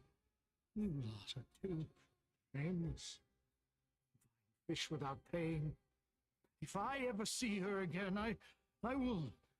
Could it be that you're all dead souls that never achieved rest? The nether realm does not exist. Oh. Titan rejects you. Me. Okay. Okay. This is giving me some old vibes to what Anaxa saw in his like trip to the Netherrealm. Or not technically the Netherrealm, or just temporary dying place for dead people. Because in Anaxa POV, he saw a ghostly figure or ghostly soul who also said the same thing, like this, like the nether realm does not exist. Titan rejects you, me. Like practically the same as words as well. So, do you want to buy any fish? If you guys want to rewatch that before the bots die on Twitch, well, you can do that. Or you can check out my YouTube, where the bots is still there, I think. Unless they got copyrighted for, YouTube and stuff. But there aren't any fish nearby. Are the fish gone? The people are gone too. No, it is the realm of the dead, or the kingdom of the dead. I can only keep fish. So, do you want to buy any fish? Come on, just buy some. Apologies. I don't have much in the way of savings, but perhaps there's another way for me to release you from your suffering. Please relax. May you fall asleep peacefully amid a gentle field of flowers. This. I knew it. These people aren't illusions. They're the souls of the deceased. They're supposed to reach the end of the west wind by floating down the river of souls. Yet they have floundered upon the shoals of the stream, unable to move forward. Wait. I'm remembering Anaxa said something about blocking out the black tide with the dam. Is that the same way as how like the souls are not being able to reach their destination? Okay, I'm just reading too much into this. I'm just starting this freaking story. What the hell am I doing? Did Thanatos reject them? Or perhaps they didn't really die at all? Are they in the same situation as me? I have no idea. This circumstance is completely unprecedented. Yeah, that's true. Hang on. Didn't he say more living people? So that means he's seen other members of the living apart from us? Mm-hmm. Could it be that these souls are stuck here due to someone's deceit? Ooh. Okay, If this is getting something is interesting. done out of goodwill, are you really gonna call it deceit? Goodwill? I can't see anything good out of... Wait a minute. Lady Cypher? What? Cypher's here? Me. Why are you here? Are you dead too? I still belong to the land of the living as of now. Thank you very much. Could it be that you are the living being that those souls met? I couldn't take their behavior anymore. So I stole some things here and made up some lies there. Just trying to give them something to look forward to, you know? No. Oh my god, why are you doing that though? Because of vile living creatures like you that we're being misunderstood by all of them. I thought you would be like the freaking fairy dude trying to deliver the souls here or something, but nope, never mind. What else am I supposed to do? You can see the mess this place is in. These poor souls are denied by the Netherrealm. So now they're stuck in a few brief moments of their life. Unable to move forward or back. Did you see those two blacksmiths on the way? They've been here for as long as the sun's been around, wailing over and over about casting a shield. Styxia is so freaky. Then why have you come back, Lady Cypher? Mm-hmm. Hey, I'm not here to aid your adventure. I hate water more than anything else in this world. Then why are you here? Especially that stinky river of souls. Then why are you here? But, I just discovered some stuff before I left. And I reckon you should know about it. some stuff, or did you got forced by Aglaia for that? It's about that boy who defied death. I found traces of him here. Wait, the one defied death. Bidet? Lord Mighty? Oh, right. That's his name. Well, now you know. As for whether that info is actually useful, that's for you lot to figure out. So long, Princess Homebody. So long, Grey Mystery. What are you calling me, Grey Mystery? She disappeared just like that?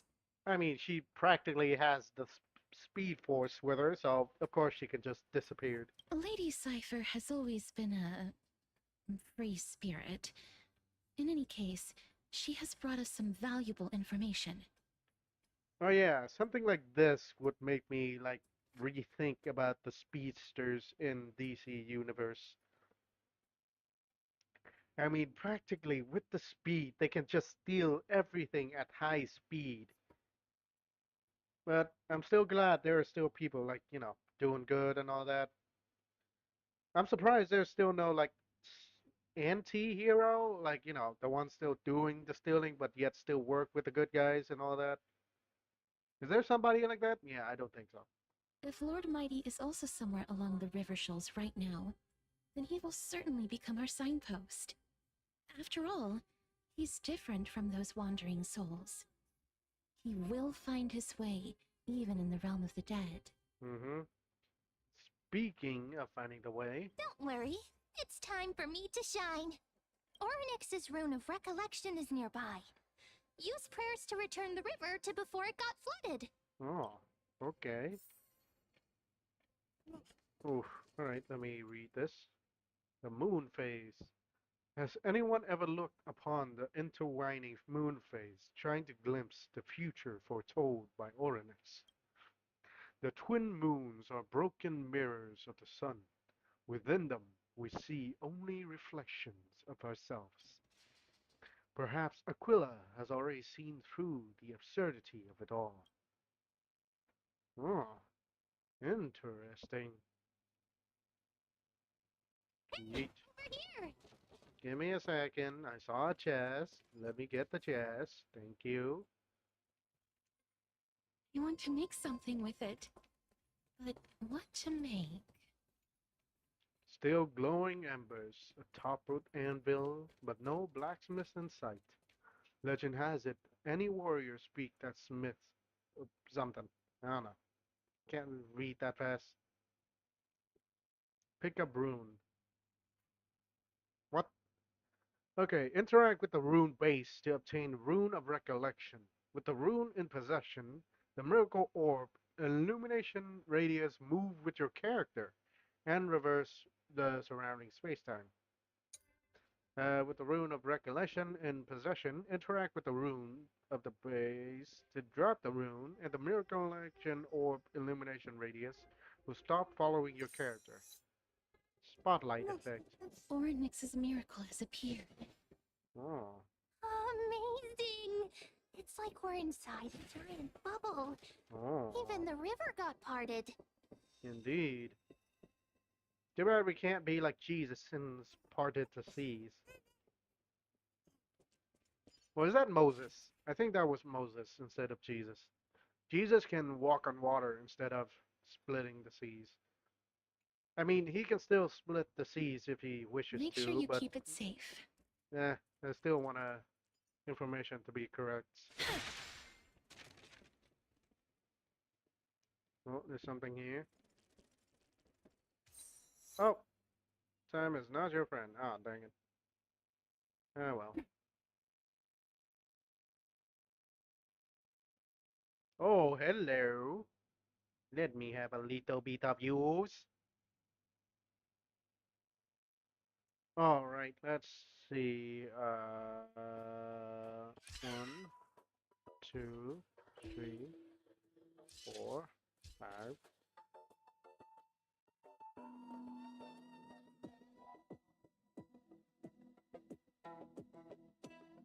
6, 7. There we go.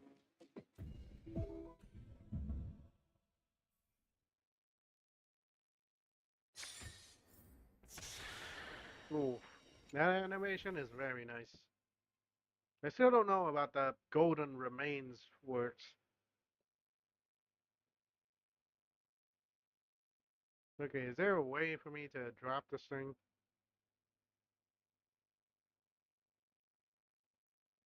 Alright, move. So this path actually didn't exist back then? Ooh, there's a lot of stuff down below there. Too bad we can't, like, climb the ladders. There are Wait, wandering souls of the deceased here as well. wait, we can see We the must past first as well. return to the present before we can communicate with them. No need, I could just...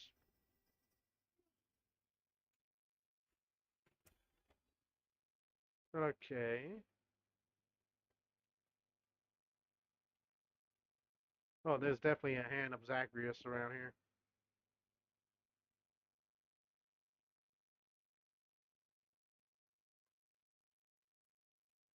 Yep, frickin' knew it.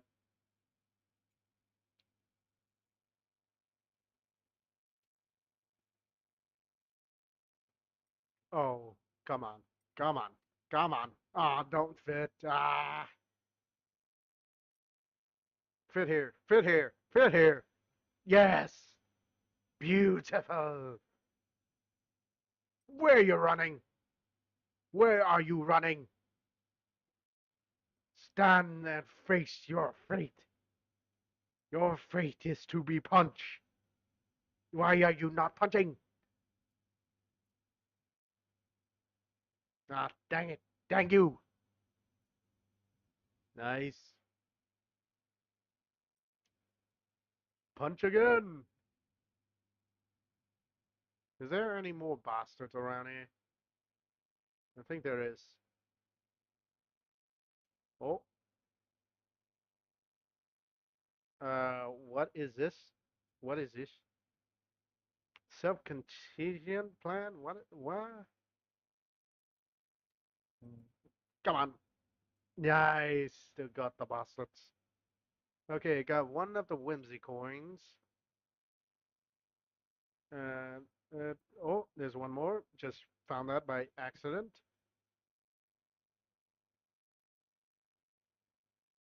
Where more? Where is more? There must be more.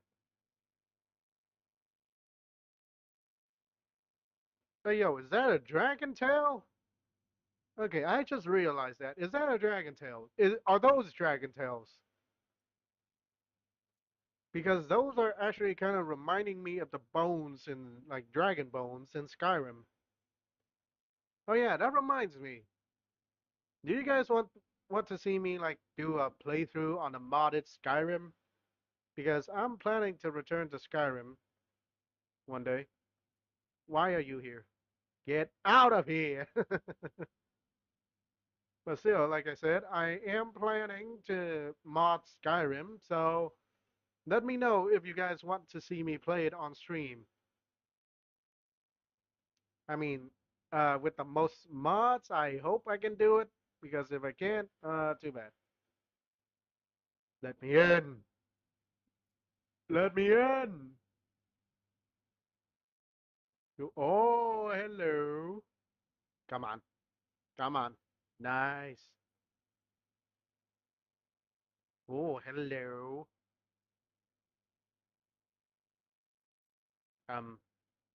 Here we go. Wait, can I?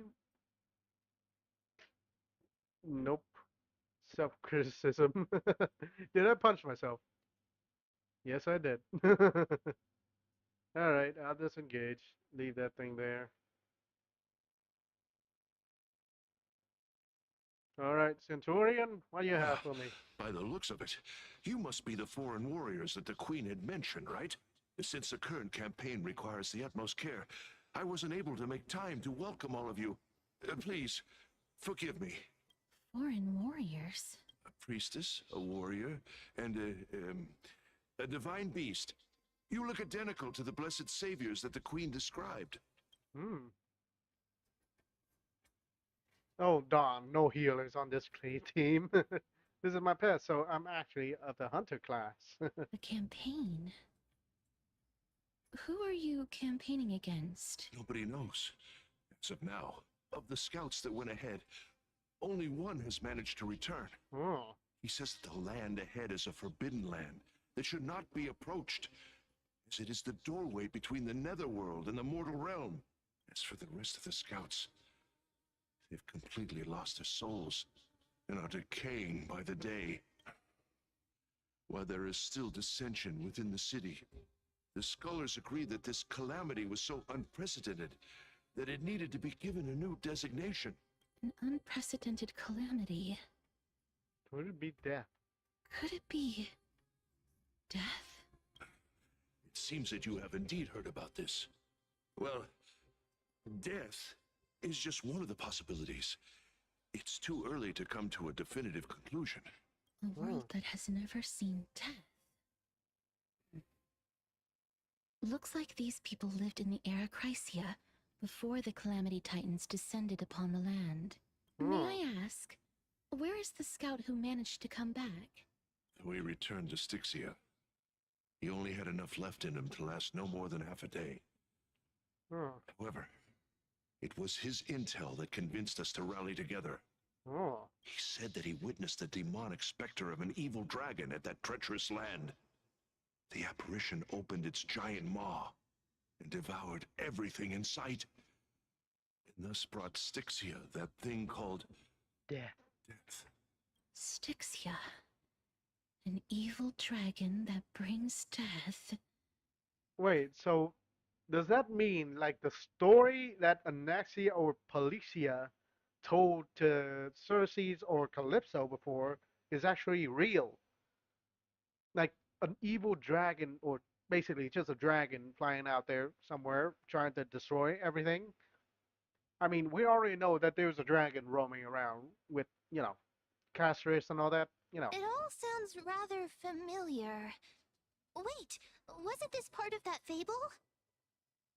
Sir, could I ask how the Queen and Princess are doing? The Queen? Yes. Ah, by the looks of it, you must be the foreign warriors that the Queen had mentioned, right? Oh no. Echo? It's the same lines. Looks like he's still trapped in the moments before his death. Mm-hmm. Leave it to me. Sir, the war ended long ago. Styxia no longer exists. Styxia is no more?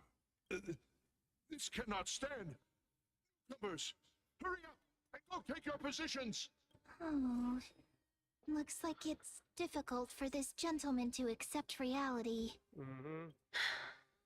Sir, I am the Maiden of War, sent here by the Queen herself.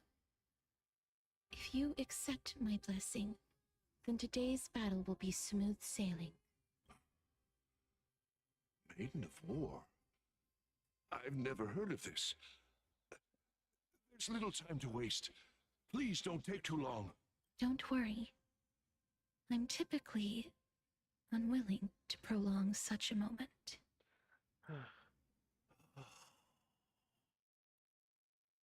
Is it over? Have we won? Sometimes false hopes are the only thing that you can give. Cass! Oh, are you alright? I'm fine. I just didn't expect that I would still have to embalm others, even in the realm of the dead. Mm-hmm. Is this a remnant of his soul? Oh, what is this? Wait, can I? Wait, let me try something. Yes, trying something out. Yep, he and his soldiers are fully gone. Don't know if I took a different path.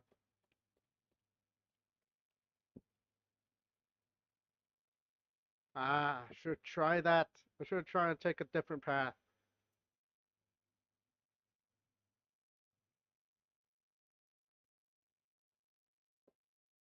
Because look here, you can. Oh nope, never mind. You can't go on the right side, but you can go down here though. Above Tartarus.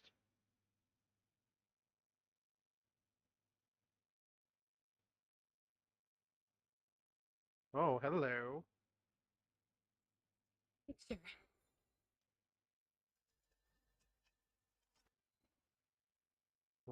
Oh. Try and grab it.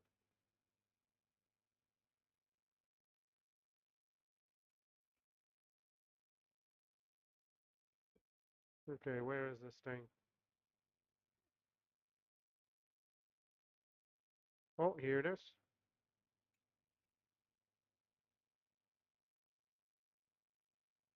Where are you going, my friend? Here we go. Oh, I want bye-bye. to make something with it. But what to make? Oof. So this was the achievement up above Tartarus. But, I mean, you guys can practically know the mythology already. You know, with Styxia and all that. I didn't hear about dragons, though. That's new.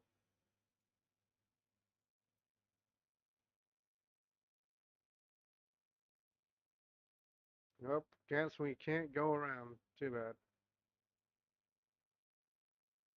Oh, what Well the? then, why should I place my trust in you, holy maiden from afar? Oh. Wait, this is... I don't quite understand what you're trying to say. Since the prophecy has already pronounced your name as Chrysos' heir of death, Akima ought to treat you as an esteemed guest. However, you seem to have no intentions of concealing your involvement with the Council of Elders, while most likely being aware of my issues against them. Aw, where is this?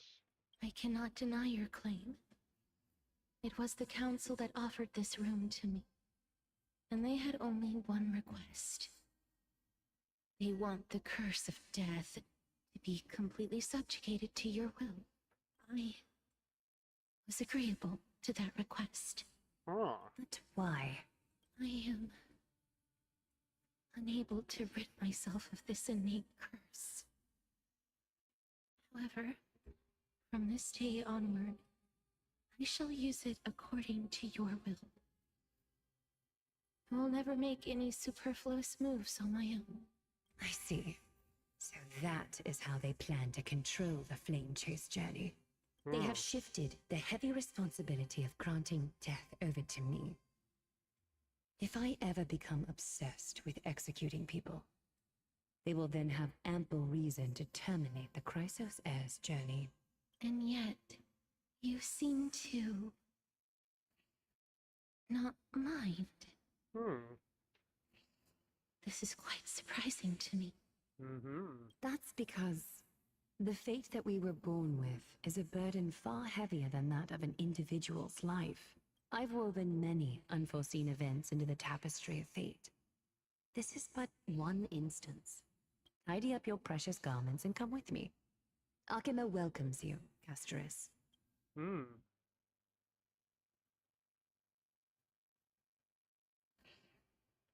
Scenes of the past of I didn't think we'd find vestiges of memory here. Maybe they've got something to do with Orynyx's rune? Perhaps. But I do not need a reminder from them. This memory is one that I will never forget.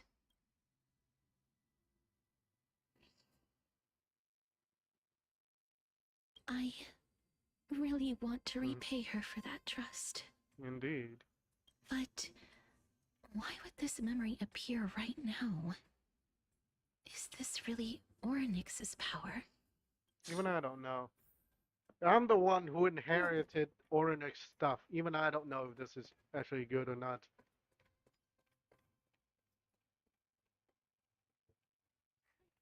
Dead monsters actually be... Oh my god. If Really Lady forgot. Cypher is to be believed, this could be the handiwork of Lord Mighty. Oh. The black tide monster's here too! Can they swim in the River of Souls? even Thanatos wouldn't be able to accept black tide monsters into their realm. These traces seem to suggest that anybody who trespasses upon death will pay a heavy price. Will we suffer Since the the same realm of fate the as dead well? must remain peaceful, it's imperative that we rid the place of such discordant noise. Please stay back. Let me deal with these enemies. Okay. Oh, I didn't get to see the coolness. Time for revolution.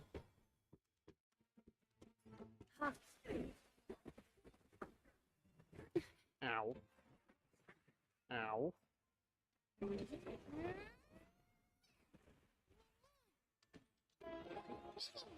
Life is not so fragile. Life is never fragile. It's here. Ow. Immerse yourself. Be of your body and mind. Embrace a new life. Bam. Kablam. Kablam. More blam. May death protect us! And this is my caster does not fully build. You wish. Nice.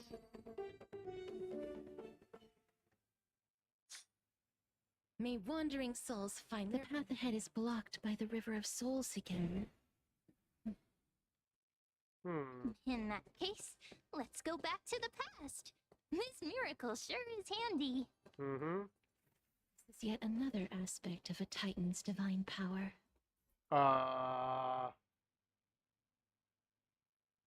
Okay, give me a second, guys. Let me switch you out with, where's Treeby? Where's Treeby? Where's little Treeby? I don't have Treeby here. Why don't I have Treeby here?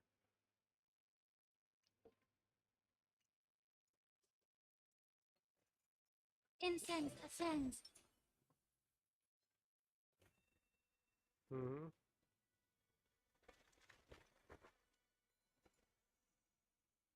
Emerge from your cocoon. Oh, I'll never get used to that. It's so cool. Truth burns everything in this world. It's bleeding.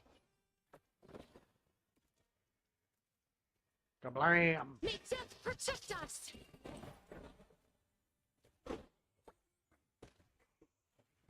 Ow. Ow. Time for revolution. Countless threats. Thus our faith become one. All lives will be revealed.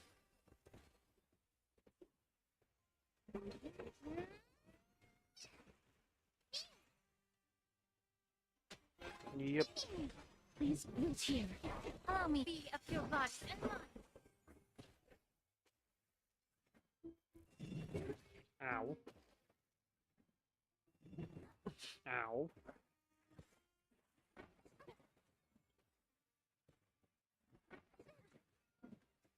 Embrace a new life. Kablam! Kablam! Kablam! More kablam! May death protect us! Oh yeah. Stay fragile, like a wisp of silk. What corrosion? Ow. Time to cleanse the filth. Nice. The truth burns everything in this world. It's bleeding. Heal up. Nice. Good A damage. little honesty, Catagonus. What the hell was that? Ow. Heal up.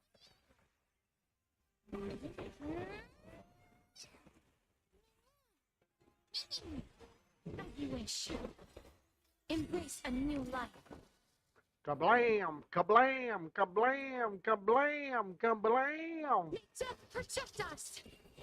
Ooh, that's a lot of good damage. Nice. A little cough. Nice. Oh, good damage. Oof, and that is somewhat with my casters a little bit Let's take a underbuilt. picture. A little underbuilt. Oh, hello. Secrets.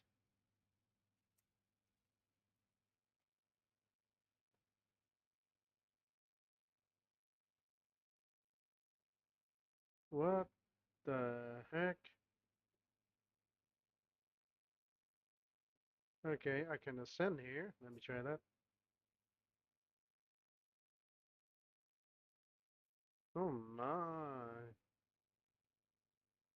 Is there something here? Oh, hello. Come on.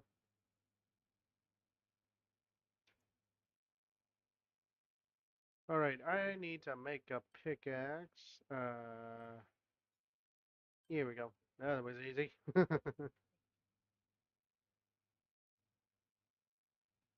Oh, hello. You seem to be able to discern both the past and the future. To make something with it. But what to make? Give me this. Oh, the stuff. Make sure you keep it safe. Where's stream? Water rushes down from the waterfalls, carrying something.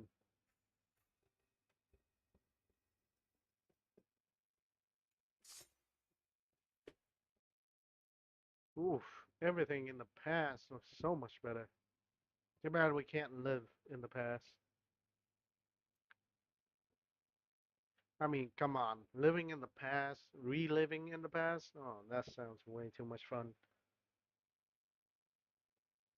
Alright, let me see where I am going.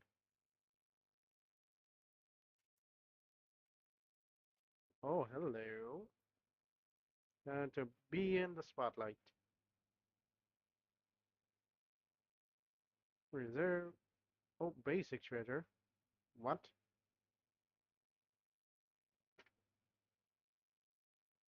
Oh, can I go? Nope. Why is that? There's no wall there. Yeet. There's a way. Yeet.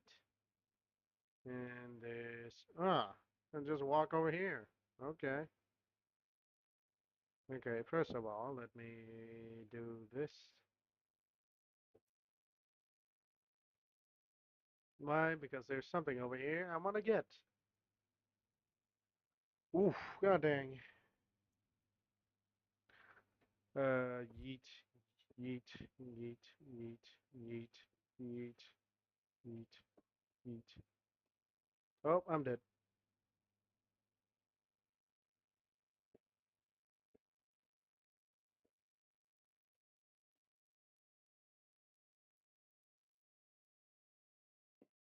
Oh, I'm fucked.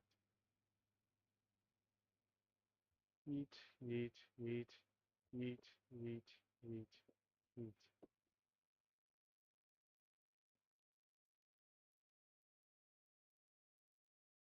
Oh, dang it.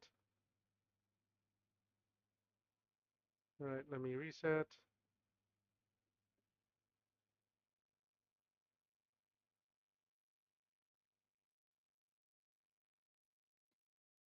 Here we go.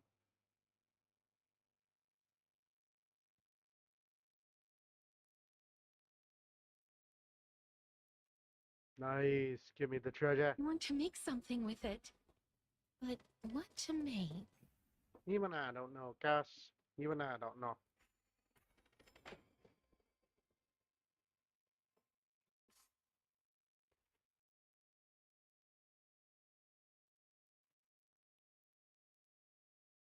Alright, time to put back the rune. And let us enter.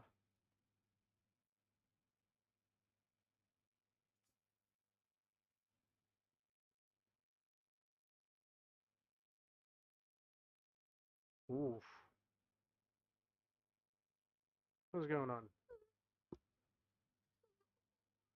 Isn't there God yelling in the distance? Adonia? Indeed, my downtrodden fellow.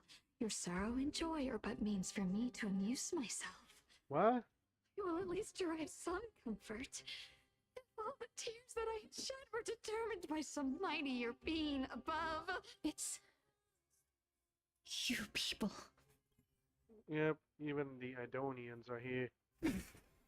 That means something is going on in the realm of the dead. Oh, this place. Must have been a beautiful courtyard in the past.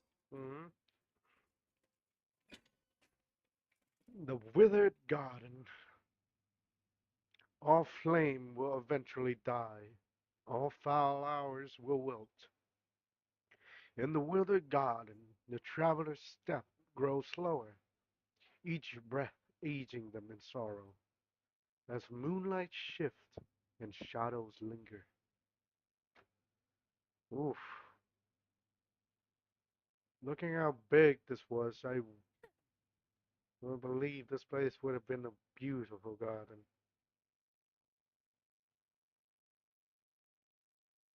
Huh? No, there's a garment maker here? Really? You remember Cassius once spoke of the origins of the ologistic butterfly. Some believe them to be the final obsession of the seeds. Some believe that they to be Thanatos' messengers. They are always found in places where many have met their demise. Lost human, if you can say one last thing before leaving this world, what would it be? Farewell, Honkai Star Rail. I left my trailblazing legacy yet.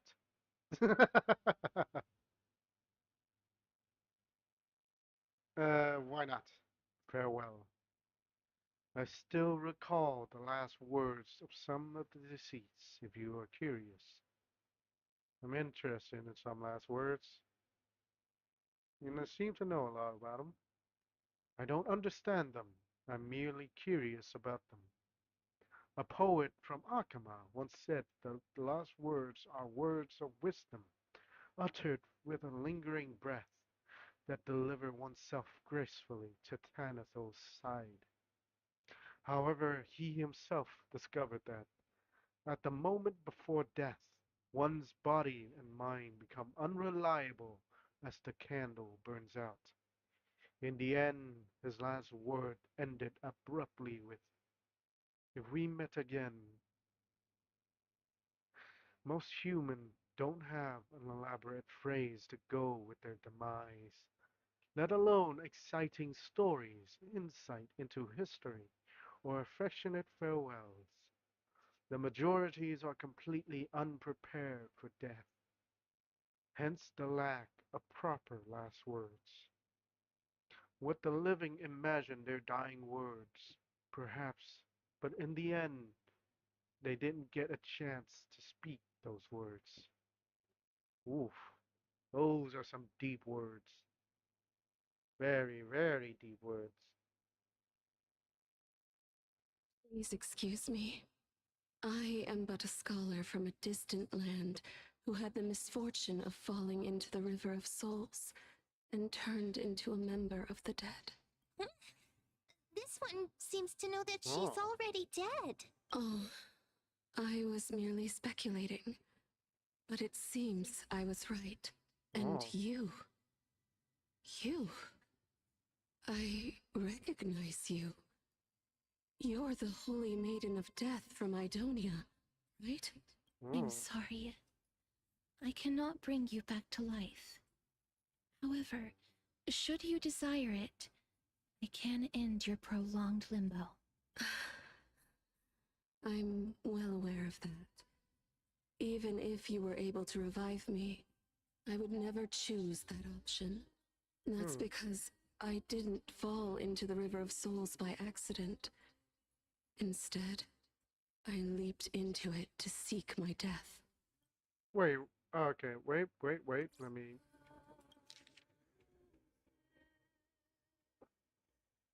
Please excuse me. I am but a scholar from a distant land who had the misfortune of falling into the River of Souls. That's because I didn't fall into the River of Souls by accident. Instead, I leaped into it to seek my death. do you see the differences here? Lady, if you're saying one thing, don't mean the other. Why? If you could see the life I've led, then you would not reproach me so. My life was far too miserable. But I did not expect things to stay the same even in death. What a joke. In escaping my mortal life, I've entered a millennium of pain instead. Circe's above. What cowards humans are. We fear both life and death simultaneously. I'm sorry. I'm also powerless to answer that question. That's all right, Holy Maiden. At least you are able to respond to me. Please, grant me death. Circe's above. Does this count as thinking till the moment I die? She seems free. I have seen too many farewells. Her distress is quite commonplace. There are those who will end their lives over what seems to be the smallest of worries. For some people, this power that I possess is a blessing rather than a curse. But I never managed to convince myself of that. Well, it does seem to be a curse. Cass, are you still trying to create a world without death? Yes, because when placed under time's vast scales, there is no worry in this world that cannot be solved. Yeah, you should chat with Don Hung This about is this. a wish that I've held for almost a millennium. My mind might have changed once upon a time if people managed to strike up a friendship with me, but I've never been more firm in my conviction. Now that I've learned about your near-death state, it is my duty to wipe death from the face of this world. Aww. But still, death is still something is needed. Same as strife. Well, same as everything else, actually. Oh, come on, you here? Alright. Let's go catch your ass, shall we?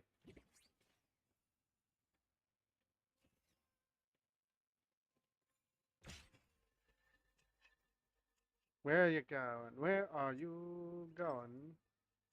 I mean, letting go, lady.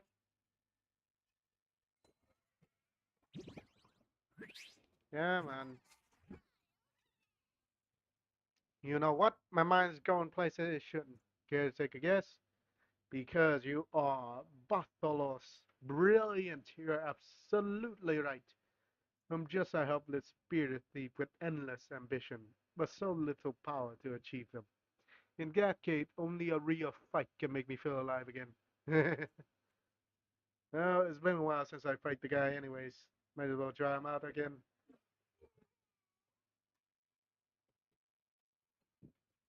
A little honest time for revolution. Yep, there we go. Ow. Here. Of no great concern. Ow. Nice. Ow. Nice. Ow. Ow. Be of your body and mind. Nice. Embrace a new life. Kablam! Kablam! Kablam! Kablam! Kablam! May death protect us!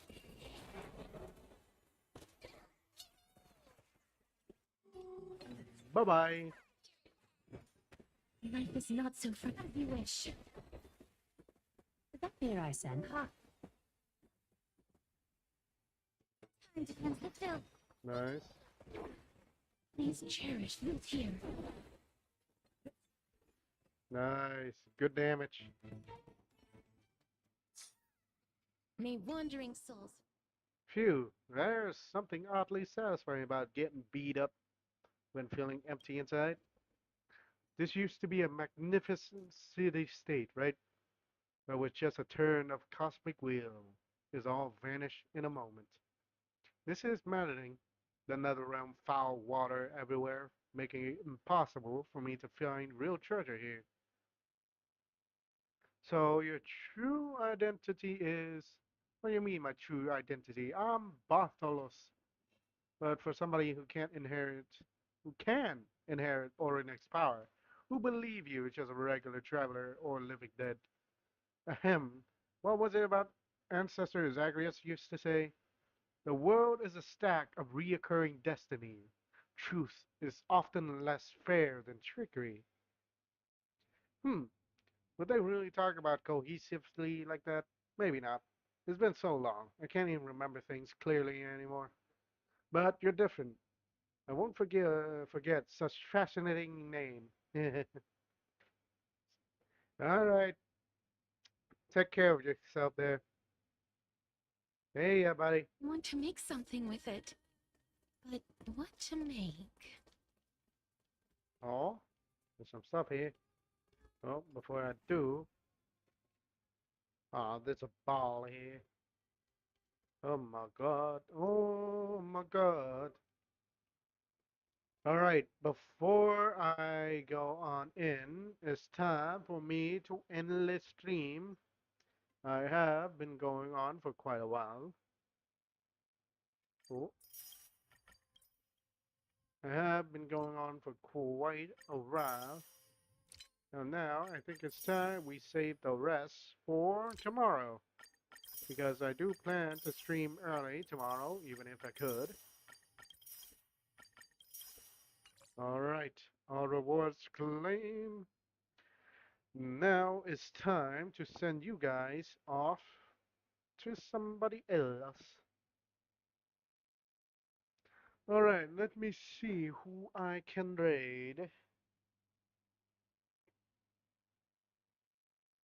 Let's see. Hey, we can raid Louis or we can raid Liv. We can raid Monte, we can raid Sia. Who can we raid? Ooh, we got Mahochi. Oh yeah, there's a lot of people here. We got May, we got Sussy.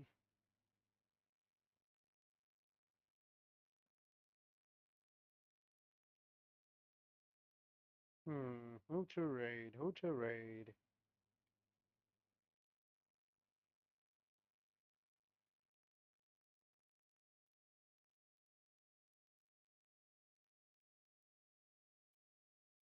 You know what? I'm raiding Liv. Why not? She's also playing Honkai Star Rail, so if you guys have the time, do come by and give her some love and support. And once again, I would like to thank you all for joining me here today. There is a lot has been done in Star Rail, but there is still a lot left with the story mode. It was usually by myself, I would have flown the past by the story mode in like a few hours, but still. Thank you all for joining me here today on the journey, and I will see you all again tomorrow. Thank you all, and hope everyone have a wonderful day. Bye bye.